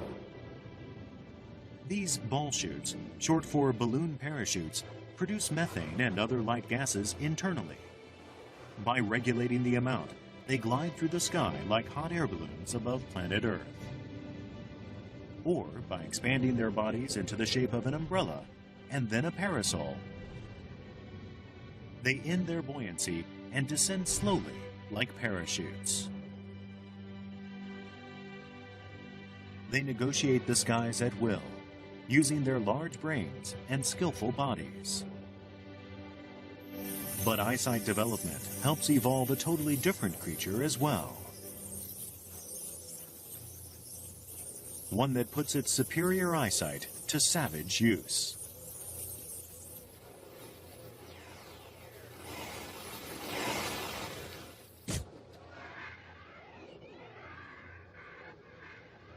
That's right. These new glider creatures are carnivores. When they spot prey, they go into a power dive and spear their victim with their sharp jaws.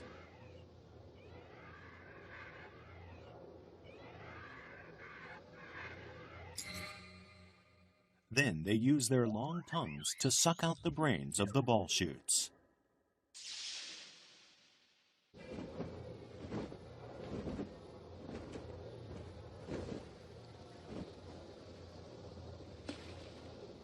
A plausible view of life and death on Gliese 581G, whose long-lived son has given it time to evolve diverse life forms.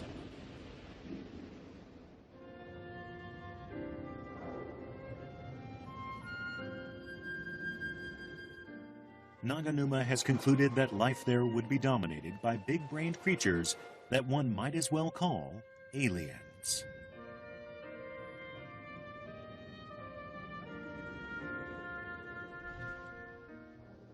とても賑やかな世界だと思いますよ。空にたくさんの生き物が浮いたり飛んでたりする、すごく賑やかな世界。僕はそんな惑星だと思います。いやー、そういう賑やかな空の下に行ってみたいですね。The universe is teeming with life. That's a premise that scientists are busy turning into a conviction. Stephen Vogt, a co-discoverer of Gliese 581G, is himself setting forth on a new cosmic front. So this is the part of the automated planet finder. Vogt has developed a device to search for planets like Gliese 581G automatically. You enter in the location of the fixed star near which you want to search for planets, and then it conducts the survey for you automatically. It's being installed at the University of California's Lick Observatory. The fixed star around which Gliese 581G revolves is a red dwarf star. Such stars make up nearly 80% of the Milky Way.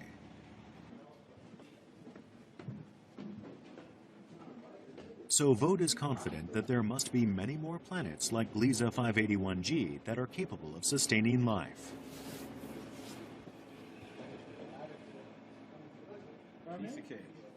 So my expectations for the APF are that we will find many Earth-like or Earth-sized planets capable of supporting life as we know it. There's probably tens of billions of such planets in our galaxy, and so we hope to find the nearest ones with this facility. I know we'll find them. I'm certain of it. The universe is teeming with life. Someday that will be proved by scientific observation. Vogt's passion will not permit him to abandon that quest.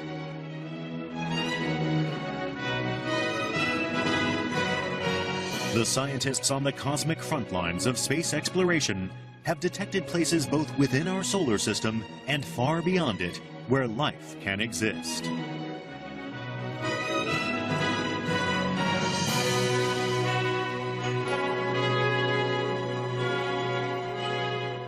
In space, worlds unfold beyond our wildest imaginings. They are merely waiting for us to discover them. Looks totally different, unique. Not only did the imaging team get this incredible look at this region that no one had ever really seen before, which is the South Pole of Enceladus.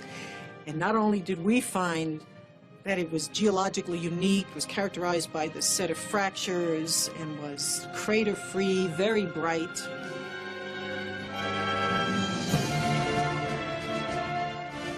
The team called the blue streaks tiger stripes. The tectonic activity across this area was indicated also by the surface temperatures. The average on Enceladus is minus 200 degrees Celsius. But the tiger stripe showed a dramatic increase to minus 80 degrees Celsius. Some researchers estimate that the highest portions of that area rise to minus 20 degrees. Furthermore, the nature of the plume was revealed. Analysis of the data showed it to be comprised mainly of ice and water vapor.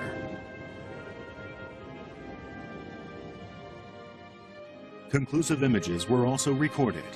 Clearly, what had looked like perhaps a single flare actually incorporated more than a dozen individual jets or geysers. Moreover, the jets were issuing along the tiger stripe fractures.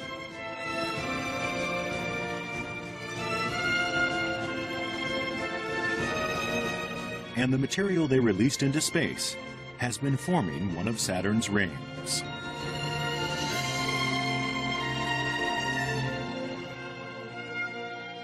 The bluish-white E-ring is thus a band of ice chunks formed by high-volume eruptions of ice from Enceladus. I keep calling it the Enceladus Interplanetary Geyser Park. You know, that would be a great place. That would be one of the sightseeing, top 10 sightseeing locales in the solar system. If we could actually land on the tiger stripes, we would be able to see their jets.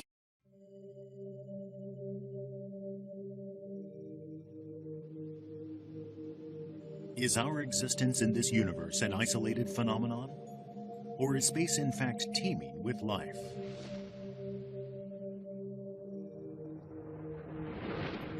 For answers, scientists are placing great hopes on one of the moons of a planet far, far away.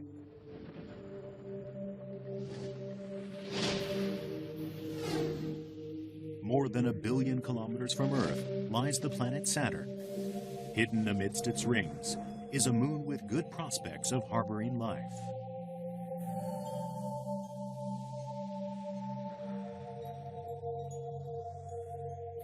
Here's a backlit view of Saturn.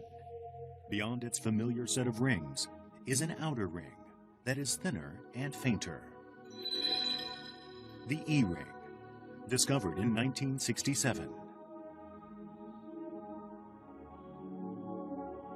The bluish-white E-ring includes one extremely significant body circling Saturn.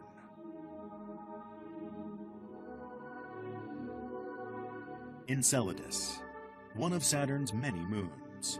Diameter, 500 kilometers. Its bright white color comes from ice. Enceladus appears to be covered in it.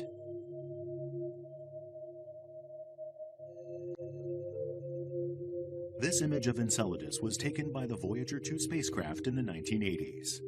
Seeing it, many scientists were astonished. The moon's surface is remarkably smooth. The elimination of craters in some areas suggests massively transformative tectonic events.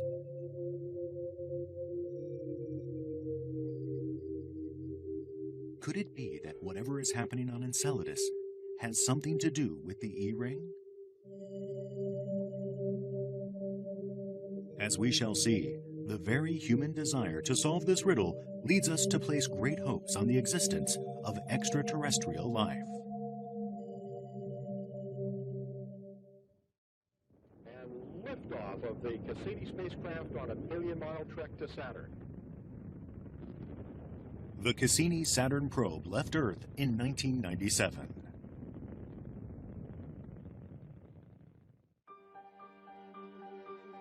Its primary mission, to examine the relationship between Enceladus and the E-ring.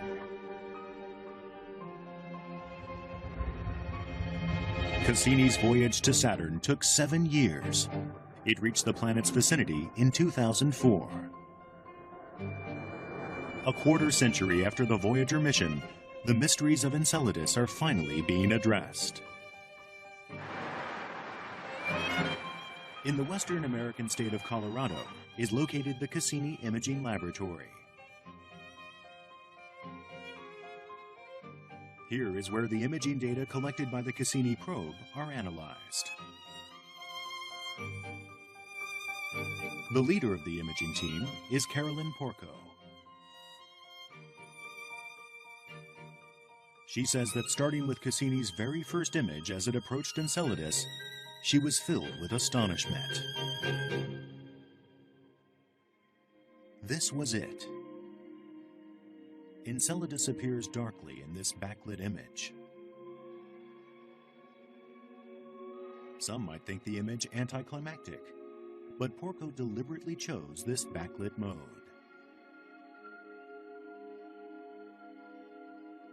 Some suggestions were that there might actually be geysers. There might be little volcanic kind of geysers coming off the surface of Enceladus, spewing tiny ice particles into orbit around Saturn and forming the E-ring. We, in fact, had planned our sequences of images to include observations where we're looking in the direction of the sun, so that if there was a plume of very tiny particles, we would be able to see it. Here's an example of... It was able to pass through the jets and to analyze their constituent matter minutely. One thing detected in the jets was ammonia.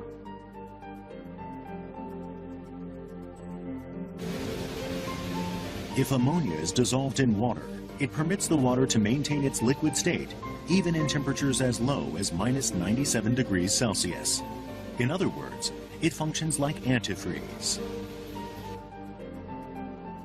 But there is another factor melting the ice on this frigid moon.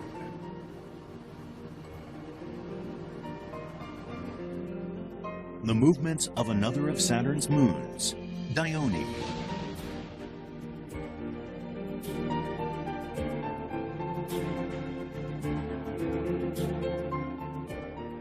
Enceladus revolves around Saturn on an orbit in between Saturn and Dione. Enceladus completes one orbit every 33 hours. It takes Dione exactly twice as long, 66 hours, to complete its own circuit. As a result, once every 66 hours, Saturn, Enceladus, and Dione are all lined up. Subjected to the gravitational pulls of both these bodies, the spherical shape of Enceladus is distorted into an ellipsoid. Then, as the alignment breaks up, Enceladus reverts to a sphere.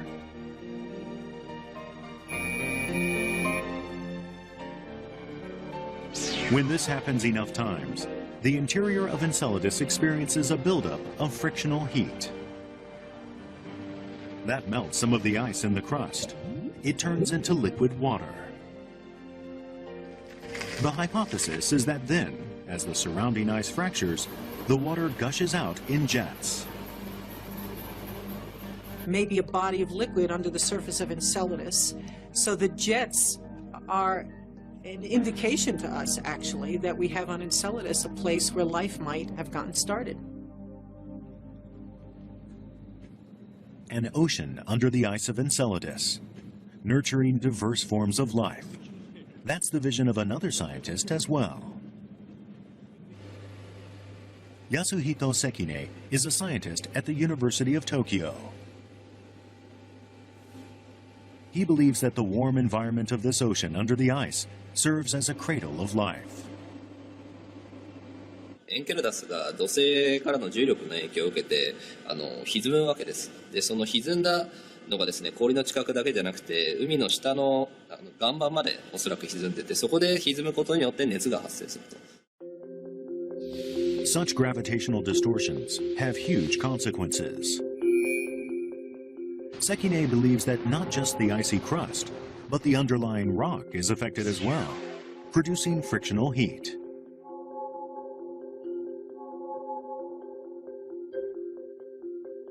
Actually, The kind of seafloor envisaged by Sekine for Enceladus has a close counterpart right here on Earth. Here, the seabed is 1,500 meters below the surface. Volcanic activity expels water heated to 300 degrees Celsius. These are called hydrothermal vents. Here, in a world of darkness beyond the reach of the sun's rays, hydrothermal energy nourishes a variety of life forms. Sekine hypothesizes that Enceladus too has an environment like this, one that gives rise to a distinct ecosystem.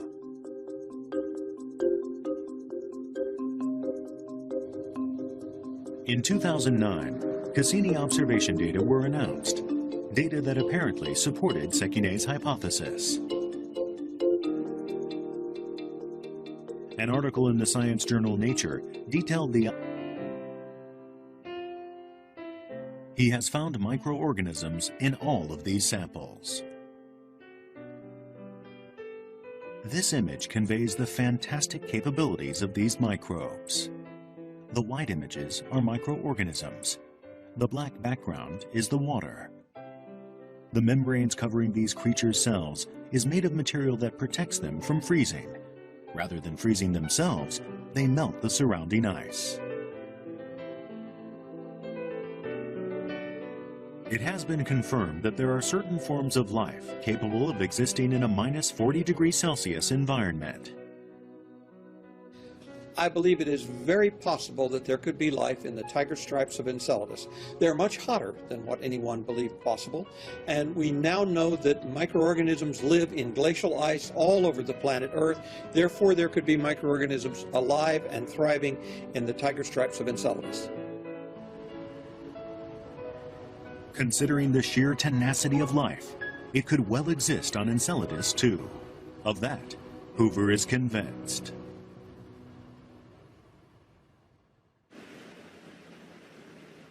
Carolyn Porco, leader of the Cassini Imaging Central Laboratory. Porco believes that truly potent conditions for life are present under the ice of the tiger stripes. She thinks there's a large body of water there, in its liquid state. Water. It's the reason there's life on Earth.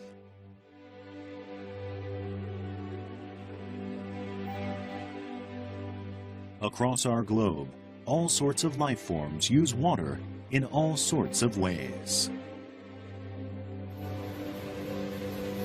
Porco is convinced a huge amount of water lies under the tiger stripes.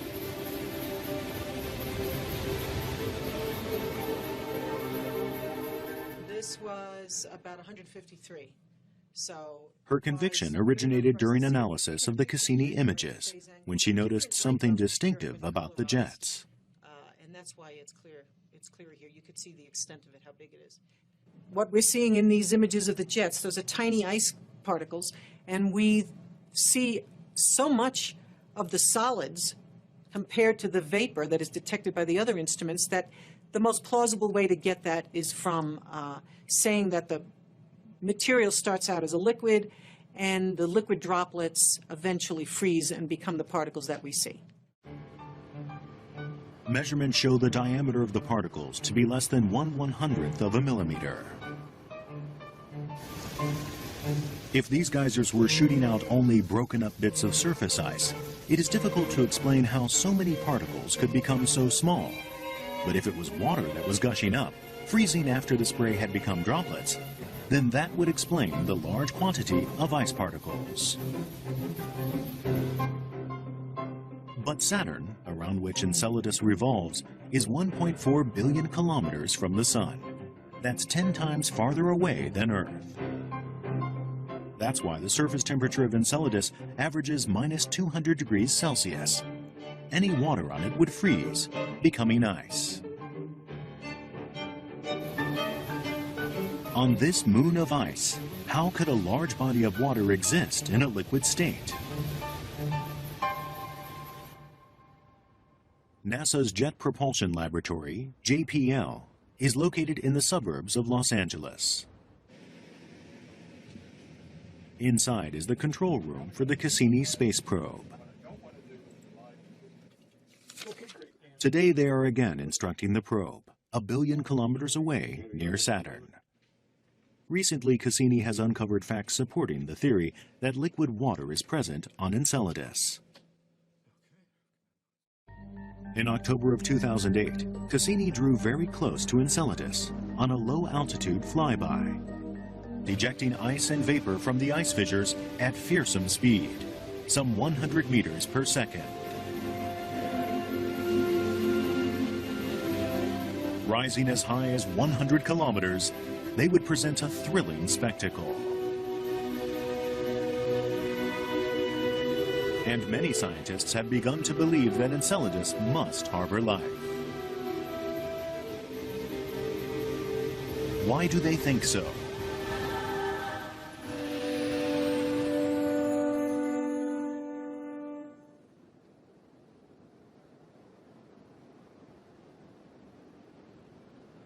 The Austrian Alps have an elevation exceeding 3,000 meters. Near their summits lie glaciers.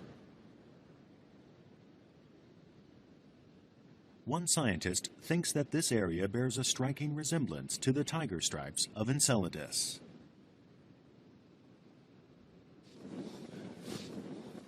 Richard Hoover is an astrobiologist with NASA.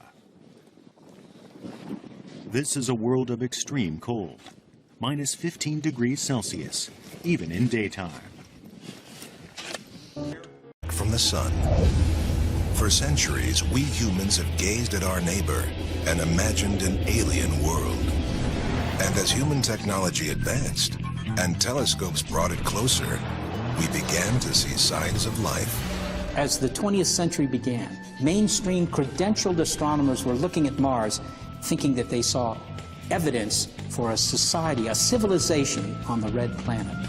We Earthlings braced for contact. If there was life on Mars, what form would it take?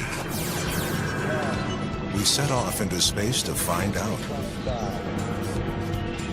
But as we approached the red planet, we discovered a new mystery. All the elements needed for life were there, so what happened? Where did everybody go? Mars is almost Shakespearean, a beguiling world. It's tricking us every way. So Mars, dead or alive? Some think Mars was home to an ancient civilization. There was at one time intelligent life on Mars, and they built something. But the evidence continues to elude us. If there's life there, we'll find it. Across the globe, the race is on for the greatest discovery of all. Join skeptics and believers alike as we try to answer the age-old question, is there life on Mars?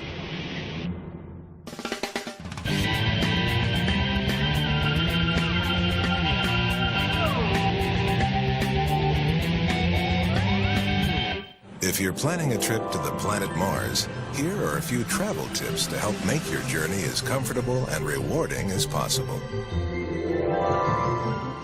All in all, the expedition will take about 2.5 years, including approximately 12 months aboard your interplanetary spaceship. So make yourself comfortable.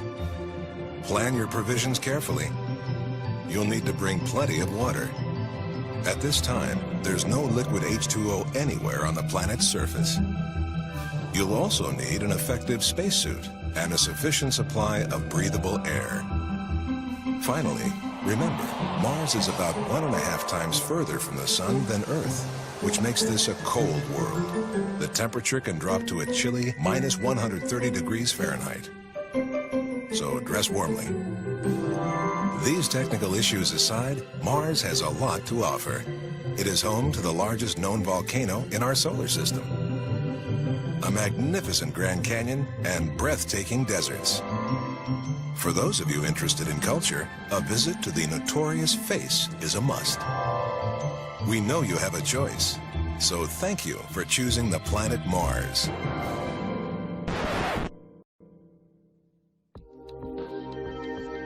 All in all, without ever setting foot on Mars, we know a lot about this distant world. But what we don't know is, what about life? When the first astronauts arrive on Mars, Who or what will they find? Will aliens be there to greet us? Or is no one there at all? Inquiring minds want to know, is there life on Mars? It's a big question, and a fundamental one, because really it's synonymous with the question of, are we alone in the universe? If we go to Mars and find evidence that there was life on Mars or is life on Mars, then we'd be able to say that in our own solar system, life appeared twice. And I think that would be convincing evidence that the universe is full of life. Discovering life on Mars could also reveal a lot about our own existence. We have one kind of life adapted to one planet, even with all of its diversity. So looking at the way other planets may have given rise to a phenomenon that we would recognize as life can enable us to understand our own kind of life in a deep and fundamental way. The stakes are high in the game of life, and Mars may hold the key. If we're going to find proof of life on Mars, we're going to have to go to Mars to get it. But getting to Mars isn't exactly easy. The Apollo astronauts took about 2 days to get to the moon. A journey to Mars one way is roughly 7 months. Mars takes about twice as long to orbit the sun as Earth. So a space mission has to plan departure when the two planets are close. The challenge of bringing a mission back is incalculable in complexity. Just one of the reasons no manned mission has ever been attempted. But that's exactly what Dr. Robert Zubrin of the Mars Society wants to do. Bob Zubrin, an astronautical engineer with 15 years of experience in the space industry, has been planning a trip to Mars for the last 2 decades, and he's come up with a novel way to do it. If we want to go to Mars, we need to travel light, live off the land. What makes a Mars mission so prohibitively expensive is the amount of mass, mostly rocket propellant, you have to send there and back. Instead, Dr. Zubrin came up with the following plan. Take supplies enough to get there, then make what you need on the planet. There's 3 things we want to make on Mars. First, most importantly, propellant. After that, water. And third, oxygen. We can make all 3 with this machine. Here's how the machine works. The Martian atmosphere is 95% carbon dioxide gas. We pump that into the reactor. We mix that with a little bit of hydrogen. You can make that reaction produce either methane or carbon monoxide or any mixture of the two. And water. The methane and carbon monoxide mixtures can be used as rocket propellants for the return trip to Earth. The water, we could keep the water and drink it, or we could electrolyze it into hydrogen and oxygen. The oxygen that comes off, we could use as breathing oxygen, we could use as rocket propelled oxygen. That's how the machine works. It makes your fuel, it makes your oxygen, it makes your water. And leaves enough room on your spaceship for food. All in all, it looks simple enough, and it's not just theory. Working with simulated Martian air, Zubrin has spent years testing and refining the technology. This is a subscale methane, carbon monoxide, oxygen rocket engine. It all works. It works great. These are great propellants. We start them right up with a spark plug time after time. In a way, Zubrin has done all this to make a point. Current thinking is that it is too expensive and dangerous to send a manned mission to Mars. Instead, the international space community has deployed a range of unmanned robotic explorers on and around the planet. But Zubrin points out using robots to do field research leaves a lot to be desired. Okay, we can send robots to Mars. And I support sending robots to Mars. I think we ought to send a lot more robots to Mars. Okay, robots can make all kinds of discoveries. They can give us all kinds of data. They can image the surface of the planet and possibly identify interesting targets for exploration. But they won't tell us the answers that we need to know. They won't tell us if there's life on Mars. So does Zubrin expect to find life on the red planet? I think that a naturalistic view of the universe would suggest that the Earth is not special, and that if life can evolve here, it could evolve elsewhere where environmental conditions are similar. And if there's life there, we'll find it. But perhaps there's an easier way to find out. The answer could already be here on Earth. Every year, hundreds, maybe thousands of aliens come to our planet. Most arrive quietly and go unnoticed. Others enter the atmosphere in a blaze of glory. These aliens are meteorites. For centuries, these rocks from the sky were treated as curiosities, often ending up in local museums or private collections. But the information meteorites contain is so valuable that today, the scientific community sends out search parties to gather them. Although meteorites fall randomly all over the Earth, one of the most popular hunting grounds is Antarctica. Every year, scores of scientists take their lives in their hands and head to the frozen continent. The teams conduct a systematic grid search of the icy landscape, looking for telltale dark shapes against the blue-white of the ice. It was on an expedition such as this that a meteorite was found that would shake the scientific community to the core. The team sent it to a special facility at the Johnson Space Center in Houston, because this is where NASA keeps the aliens. 84001, or the Allen Hills meteorite. The strange green rock was kept under strict quarantine. It was processed, examined, and rigorously interrogated for information about its home world.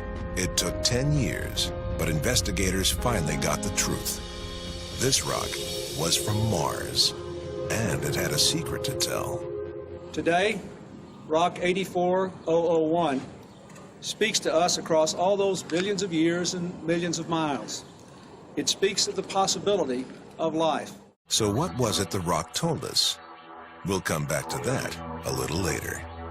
But perhaps the best evidence of life on Mars is not hidden deep in an alien rock. There are some who believe a vital clue is staring us right in the face. Richard Hoagland has dedicated his life to examining imagery transmitted to Earth from various Mars orbiters. Surveillance systems that have circled the red planet for over 30 years now. In the first pictures that the 1976 Viking orbiters sent back from the planet's surface, Hoagland saw something that blew his mind. I looked at this and it was like, oh my God. This thing had symmetry, it had proportion, it looked like a statue. Hoagland is referring to this remarkable image, a face-like structure the size of multiple city blocks. And Hoagland thought he saw more. Other structures surrounding the icon, eroded by time. To him, it looked like the ruins of a monumental city. It looked eerily like an aerial photograph taken flying over Giza, looking down at the pyramids on the Giza Plateau. It looked like a ceremonial complex built by somebody with a huge sphinx-like creature staring up into space from the sands of Mars at the telescope orbiting 1,000 miles overhead. Somebody was down there, and they cared enough to leave the very best. Needless to say, Hoagland's theory raises more than a few eyebrows. But did life on Mars ever exist? Was there once an ancient civilization of alien life forms? And if so, where did they go? Believe it or not, the idea that Mars was occupied by a race of intelligent extraterrestrials was not the creation of science fiction, but science fact. In the early days of humankind, Mars burned faintly red in the night sky, leading some to equate it with a mighty god, naturally the god of war. But then astrologers, using a new contraption called the telescope, determined that those lights in the sky might be planets, much like ours. This meant there might be other civilizations, other life forms out there. And Mars was about to become the star attraction. Thanks to Italian astronomer Giovanni Schiaparelli. In 1877, Schiaparelli trained his telescope on the Martian surface and observed the existence of canali. By this, he meant natural channels. But due to an unfortunate translation, these channels became canals, which implied a man-made phenomenon. To fully understand the impact of this, consider that only a few years earlier, human engineers had completed the awe-inspiring Suez Canal. It defied nature and geography by linking the Mediterranean and Red Seas. It was considered the latest wonder of the modern world. Whether or not Schiaparelli believed the canals to be made or natural, the word itself sparked the public imagination. If there were canals on Mars big enough to see from Earth, really intelligent beings must have built them. The rumor was dramatically compounded by an American astronomer named Percival Lowell. Lowell was a highly respected man of good society who had a profound love of astronomy. He developed a fascination with the canals of Mars and sat up through the nights observing the red planet. And what Lowell thought he saw in the wee hours was a dying world crisscrossed by constructed waterways. Perhaps, he wrote, creatures short on water have built an irrigation system that circled the planet.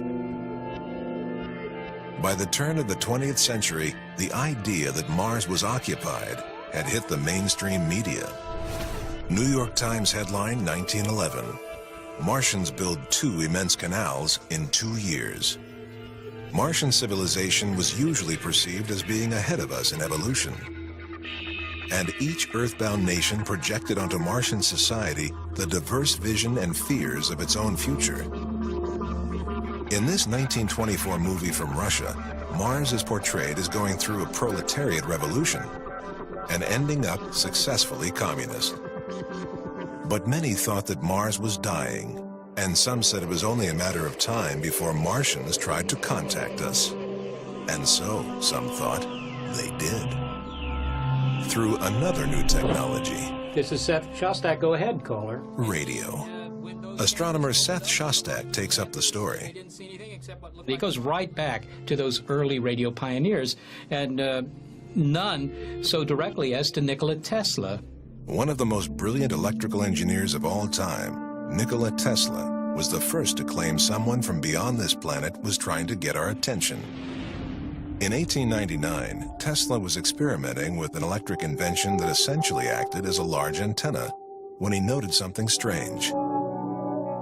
Repetitive signals which were substantially different from the signals he had noted from storms and earth noise. And it's only natural to imagine that he would ascribe this to some sort of intelligent beings, because as far as Tesla knew, only transmitters could make radio sounds. So he naturally assumed that if he heard something, somebody was broadcasting it.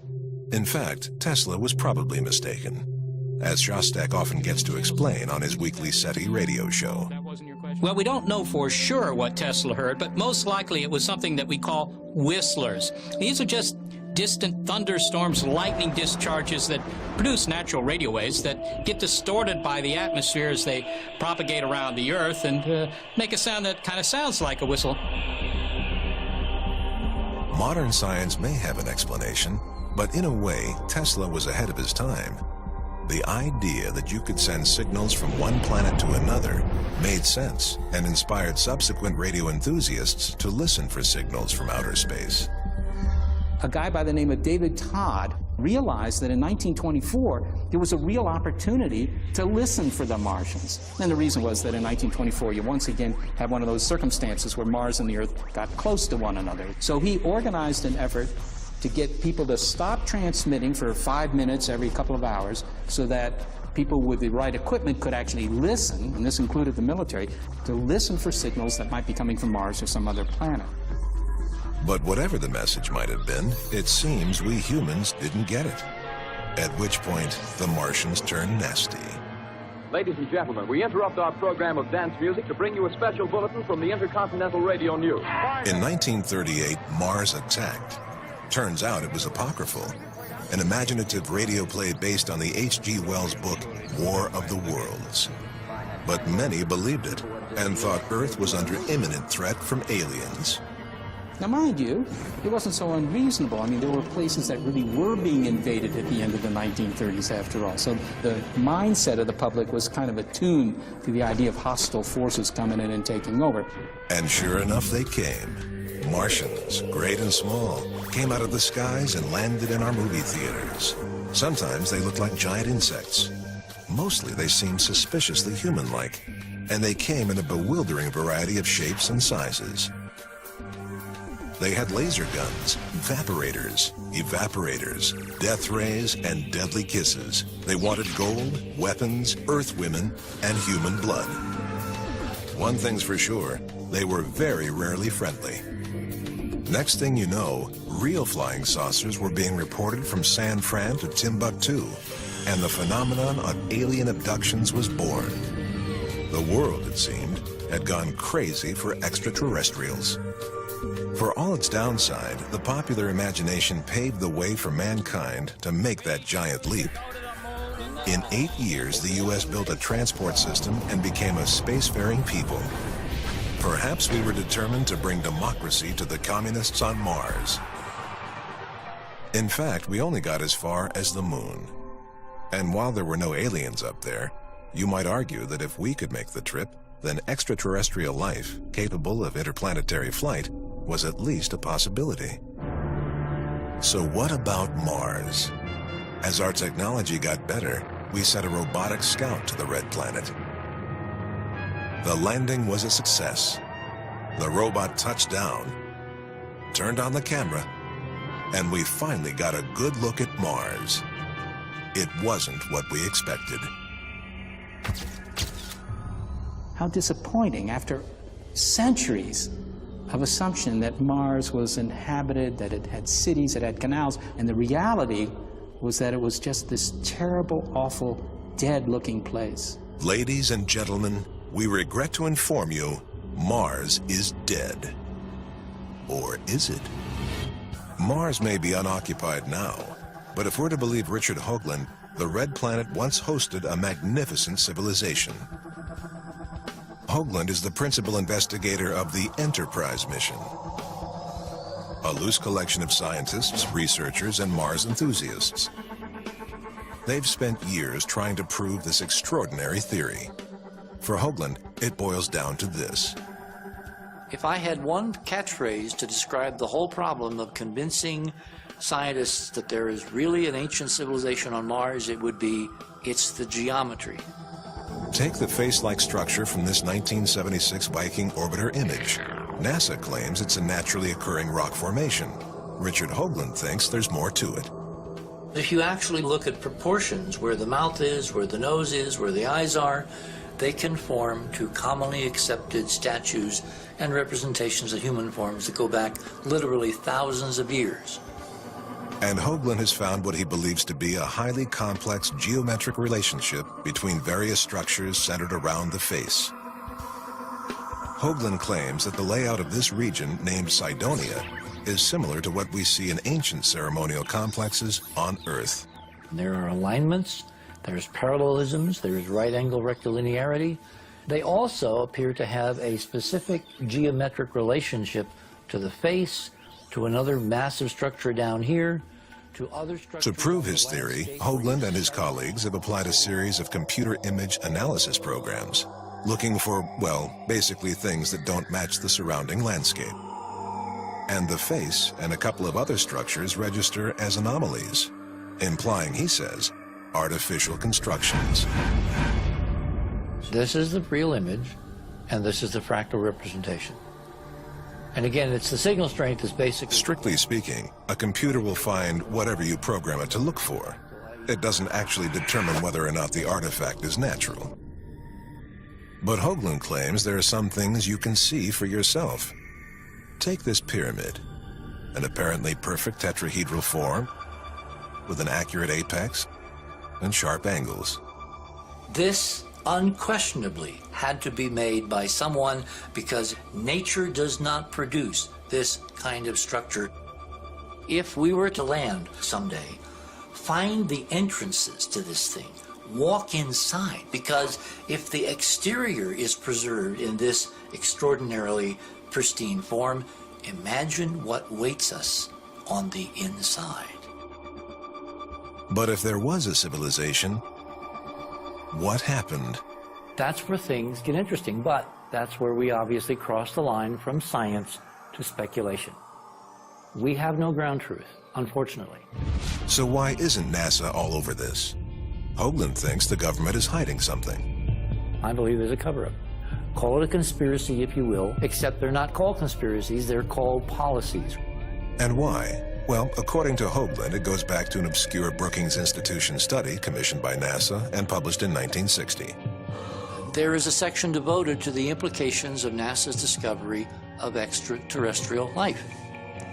And the document recommended that if we were to discover, i.e. NASA were to discover evidence of extraterrestrials, that it should be basically kept secret because it had the potential at the limit to destroy civilization.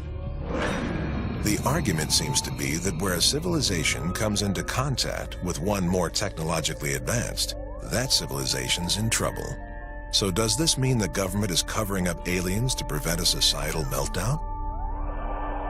It's a bit of a stretch when you consider that all the Brookings report actually suggested was that we should do more studies. Hardly sinister stuff. Seth Shostak thinks there's a fundamental flaw in Hoagland's cover-up theory. Well, doggone it, if the aliens are really here and they're really advanced and they're really malevolent, as they could conceivably be, then it really doesn't matter what the government does it? This is Bambi meets Godzilla, and Godzilla's gonna win. This from someone who believes there's life beyond Earth. Shostak works for an organization that operates on the assumption that not only is there life out there, some of it has technology. This is the Allen Telescope Array, built and operated by the University of California at Berkeley and the SETI Institute. SETI stands for the Search for Extraterrestrial Intelligence. It may seem out there, but SETI is an entirely scientific operation, manned by astrophysicists, engineers, and planetary scientists.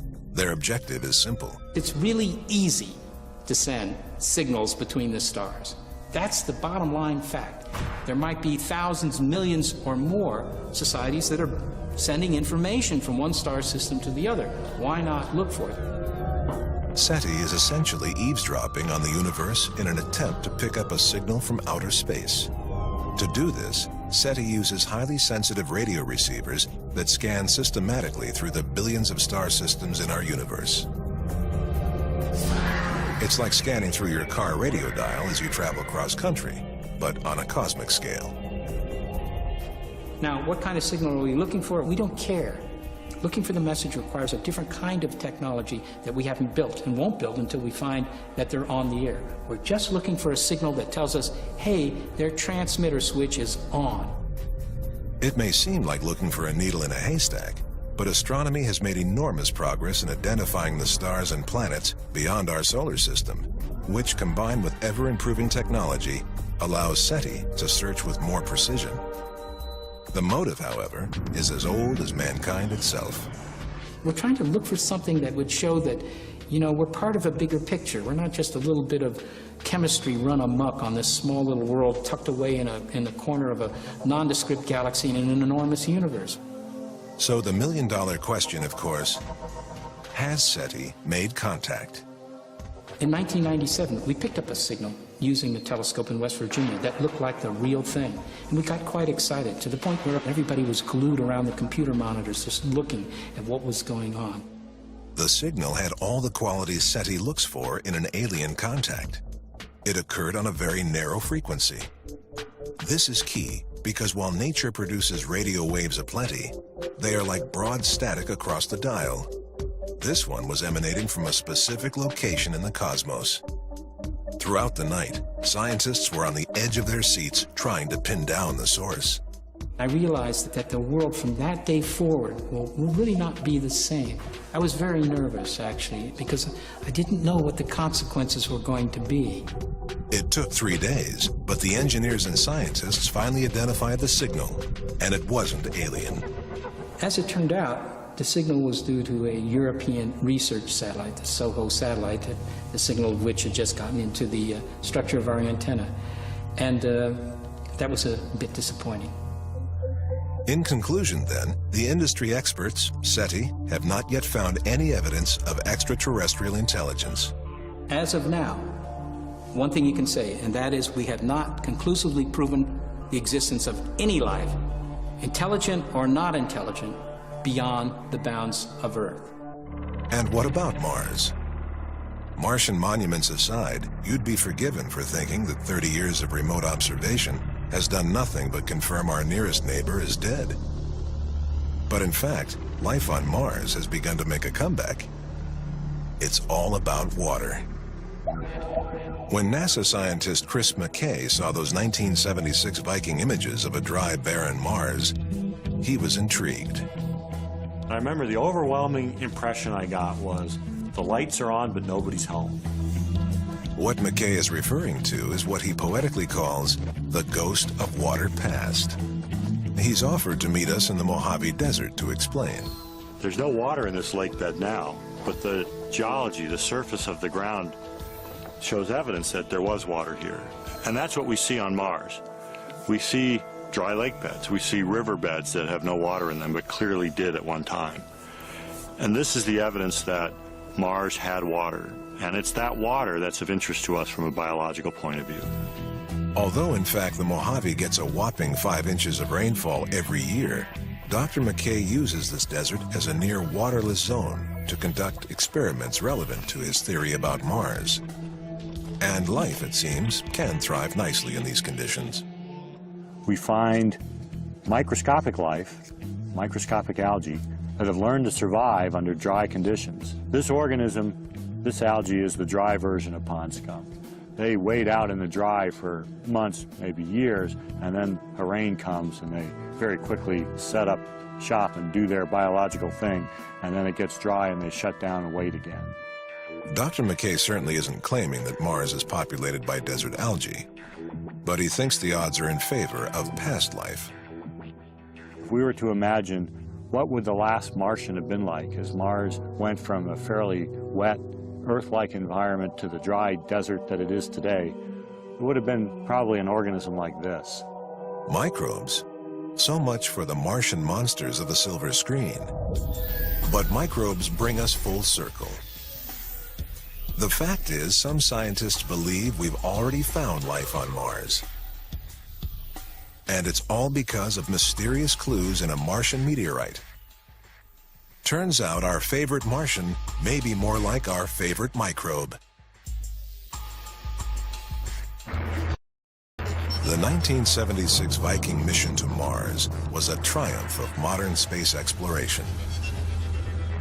But one unexpected bonus was information that could be used to further study our alien visitors. The unidentified meteorites sitting in cold storage on Earth. Well, we've had meteorites we've known were meteorites for 100 years, but we didn't know they came from Mars until Viking landers and measured the gases in the atmosphere, and scientists studied the gases in these meteorites and showed that they were the same. But how does a Martian rock get to Earth? Scientists think that some explosion, probably caused by the impact of an asteroid hitting Mars, blasts a rock off the planet and into space. It then hurtles around our solar system until, if it's very lucky, it gets caught by the gravity of our blue-green planet and plunges to Earth. Imagine the odds. For NASA scientist Dr. Everett Gibson, this event began a remarkable voyage of discovery. For one to have life, you have to have the presence of water, you have to have the presence of carbon, you have to have an energy source, and you have to have geological processes. All of these 4 fundamental things are seen within the Martian meteorites. So, the conditions could be right for life to exist on Mars, perhaps in the past. And it seemed the NASA team was about to prove it. Thanks to that odd little meteorite, 84001, from Mars. 600 million years after this rock was formed in the crust of Mars, you get water percolating through the rocks, saturated in carbon dioxide from the Martian atmosphere. As the water basically evaporates away, it potentially leaves the carbonate behind. So the meteorite confirmed that Mars had once been wet. But there's more. The carbonates contain organic matter. The carbonates contain an iron oxide mineral, magnetite. Here on Earth, magnetite, essentially magnetic crystals, are often produced by microscopic life forms. This was getting exciting.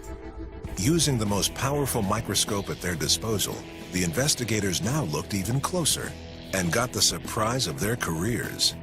they saw what looked like minute worm-shaped structures. Quietly elated, the scientists were cautious. We said one explanation could have been biology operating.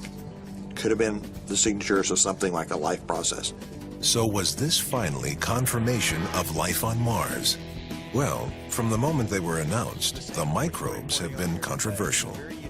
Critics say that the carbonates, organic matter, and magnetite crystals can be explained through other non-life processes, and many believe that the worm-like structures are actually clumps of a coating material used to examine the sample in the laboratory.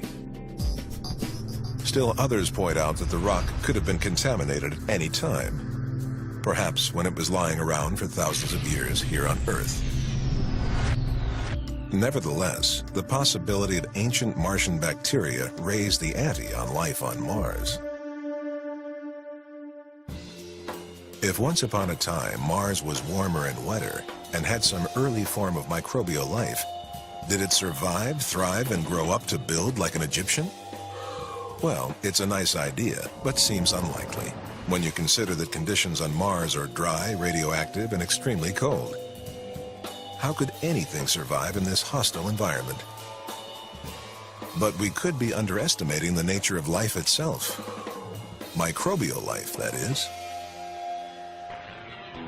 Believe it or not, astrobiologist Penny Boston is searching for life on Mars by dropping deep into this heart of darkness. This is a lava tube, a subterranean cave formed by underground lava flows during volcanic eruptions that occurred thousands of years ago. And Boston has someone she wants us to meet. Sometimes they're in crevices. Sometimes they're kind of hard to see. Is this when the scary monster reveals itself? Ah, there's one. Actually, no. This is an extremophile. We're looking for what we astrobiologists call extremophiles in this environment, and that means that they're organisms that are living in very difficult conditions. In this particular case, these organisms are living in a very cold cave right around freezing. They are making their living without benefit of sunlight, and there's almost nothing to eat in this cave.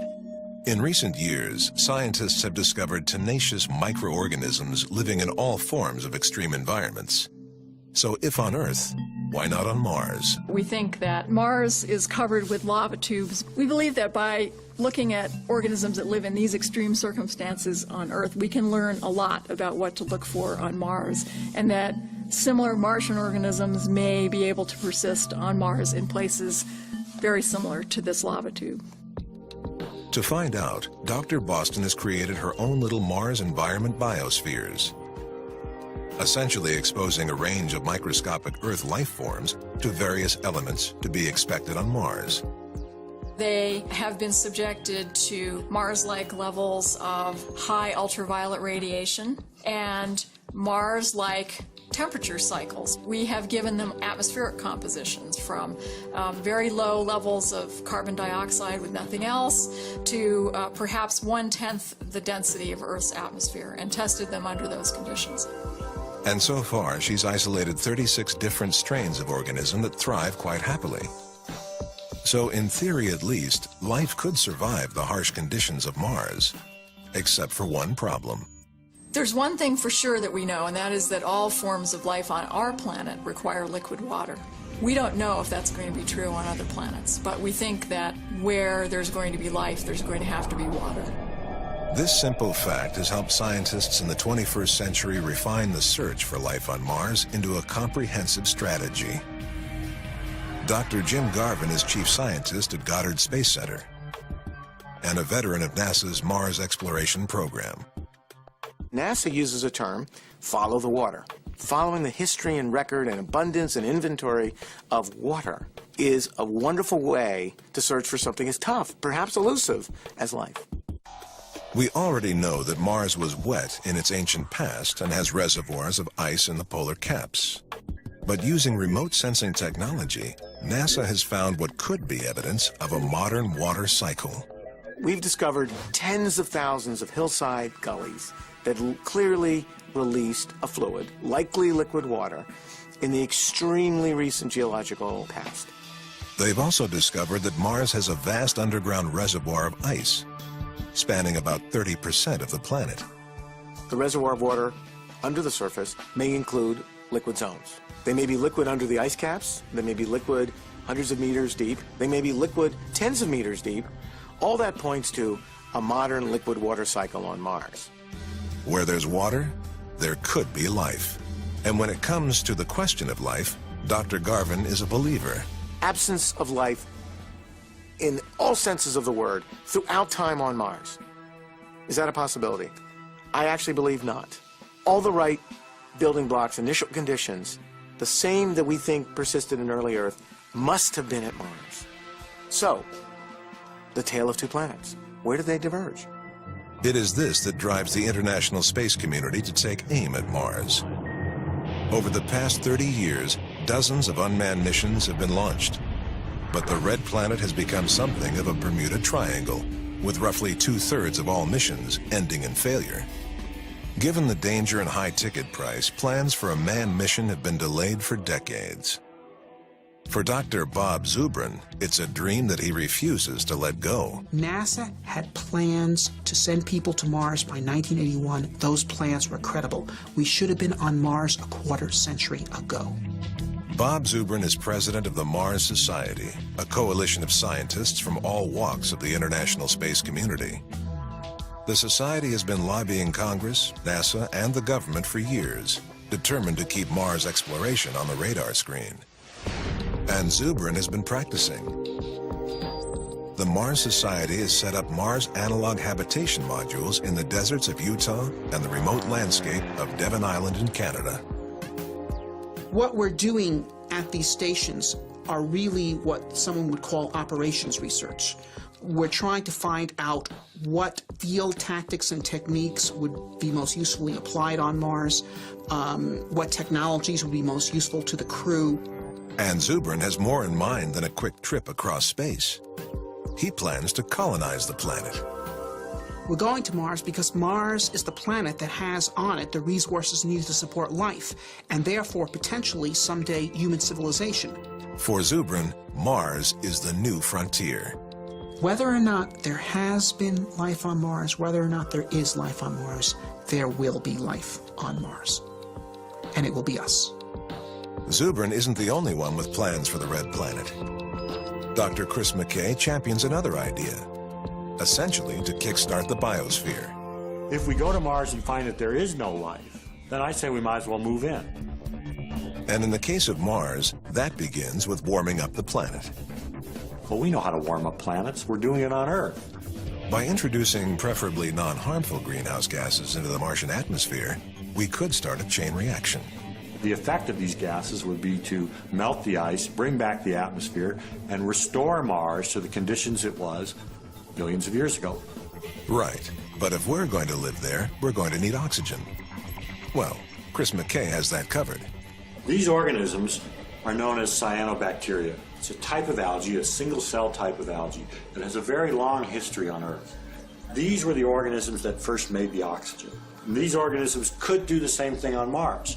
Send them to Mars and ask them to change the world. Cyanobacteria, the planet changers. These are the little green men. They're not men, but they are little and they are green. But wait, what about the pyramids? The supposed signatures of an ancient Martian civilization.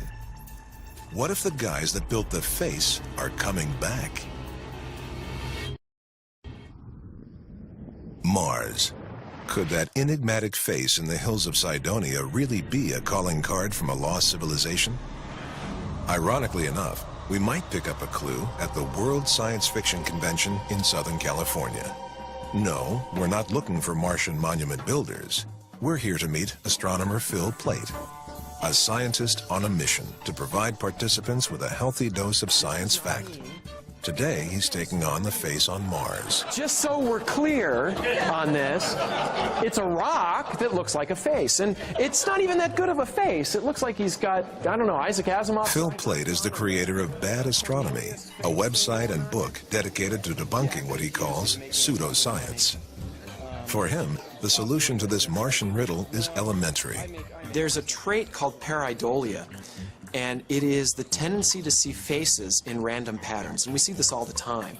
You can find lots of features on Earth. I once saw Lenin in my shower curtain. It was just a water stain in my shower curtain. But man, did it look like Lenin. Why do humans do this? One possible explanation for seeing faces in random patterns is that it's a survival technique going back to infancy. Unresponsive babies are more likely to be ignored or abandoned. So to make sure he gets mom's attention, a baby will seek out the image of a human face and gurgle adorably. Whatever the reason, Phil Plait thinks we can't always trust the evidence of our own eyes. Our brains don't like random patterns. They want to find some sort of real pattern in the noise, in the randomness, even if it's not there. And so you can just take a collection of dots and you might see a head, or you might see Jesus in it. But that's just your brain trying to find a pattern desperately in something that is patternless. If you take a closer look at the Martian terrain, the planet explodes with faces. Face-like patterns, Plait insists, not monuments to ancient civilizations. Richard Hoagland, the leading advocate for the theory of monuments on Mars, has countered this argument for years. He insists his theory is based on more than just a pretty face. If I had to stake my entire almost 30 years now looking at this, that there was at one time intelligent life on Mars and they built something, I would say the geometry of Cydonia is now trillions to one against it being chance, and in any man's or woman's science, when you have that level of odds in your favor, you can say with relatively good backing that it's real. Fair enough. Let's ask the scientist. NASA scientist Jim Garvin has this to say about geometry. It is possible to construct geometric patterns between anything. There's an infinite number, in fact, of different affine geometric patterns between this feature and that feature and this feature and that feature. To read one as being the answer to this particular small patch of Mars is extremely challenging to me and to the science community. But what about those interesting pyramids and tetrahedral-shaped landforms? Just the wind, says Garvin. If the wind is blowing one way for a while, and the next season it blows this way, the next season it blows this way, and the next season it blows this way, what happens? Over time, if that's the consistent pattern of the wind, sandblasting, in this case a hill about 10 blocks in scale, you can produce landforms that remind one of pyramids. Similarly formed natural structures called yardangs are found in the dunes of Egypt's western desert. In short, Dr. Garvin sees the Cydonia region as a natural landscape shaped by the forces of erosion. So what about the face? When I look at this picture on Mars, I see positive relief landform, a hill of the scale of multiple city blocks, very similar to tens of thousands of others on Mars. But Dr. Garvin insists you can't prove anything with a two-dimensional snapshot. In order to analyze the structure, he's created a 3D model of the landform by combining topographical data with a high-resolution 2D image. Now he is able to observe the face as if he were flying around it in a helicopter. And from this height, the Sphinx dissolves into landscape. No eyes, no mouth. Remarkable only because this is a hill on another planet. There's a lot of different interesting ways to look at this feature. The simplest way is the natural way. And that's always worked well in science. Just one more thing. Why doesn't NASA send one of its robots to take a look? Well, considering the enormous cost and the physical challenges of dropping a priceless asset such as a Mars rover, the target must surely be chosen with careful consideration on the basis of scientific priorities. Why would we consider this a first priority? And that's the question I leave you with. We're looking for our origins in the history of life in the universe. And there is no evidence that that has a bearing on that question today. In the end, it's up to you to believe in the magic of ancient monuments or the world of modern science. So Mars. For centuries, the red planet has kept us guessing. First, it was home to an advanced civilization, and the Martian invaders of our silver screen. Then it was a cold, dry, barren planet. And now it offers the possibility of life, with mysterious clues in a Martian meteorite and the suggestion of water once thought long gone. But is there life on Mars? I think odds are we won't find life. There's no evidence, so I'm not going to bet my house either way. But the desire to know drives us ever closer to an answer that may also hold the key to our very place in the universe. We live in space as small, minuscule amounts of the matter that is the bigger space. The more we understand the history of life in this solar system, in this universe, the more we understand our own life and our own destiny. It's been 30 years since a human last set foot on another world. If space exploration is to become a reality, not of the past, but our future, perhaps it's time to set our sights on Mars. There's some moments in history where you have the capability of doing something important, and I think that this generation has the capability of finding out whether we're alone or not. Either way, it's something we need to know. If we search the universe and we find no evidence of life, we should start taking seriously the possibility that life on Earth is unique, really unique, and that in a very real way, the contribution of Earth to the rest of the galaxy, to the rest of the universe, may be life itself. Alone in the vastness of space, perhaps even the worst of our Martian nightmares is better than galactic solitude. One thing is certain. Our best hope for finding out if life exists in the universe lies on our sister planet, the Red Planet, the remarkable neighbor we call Mars.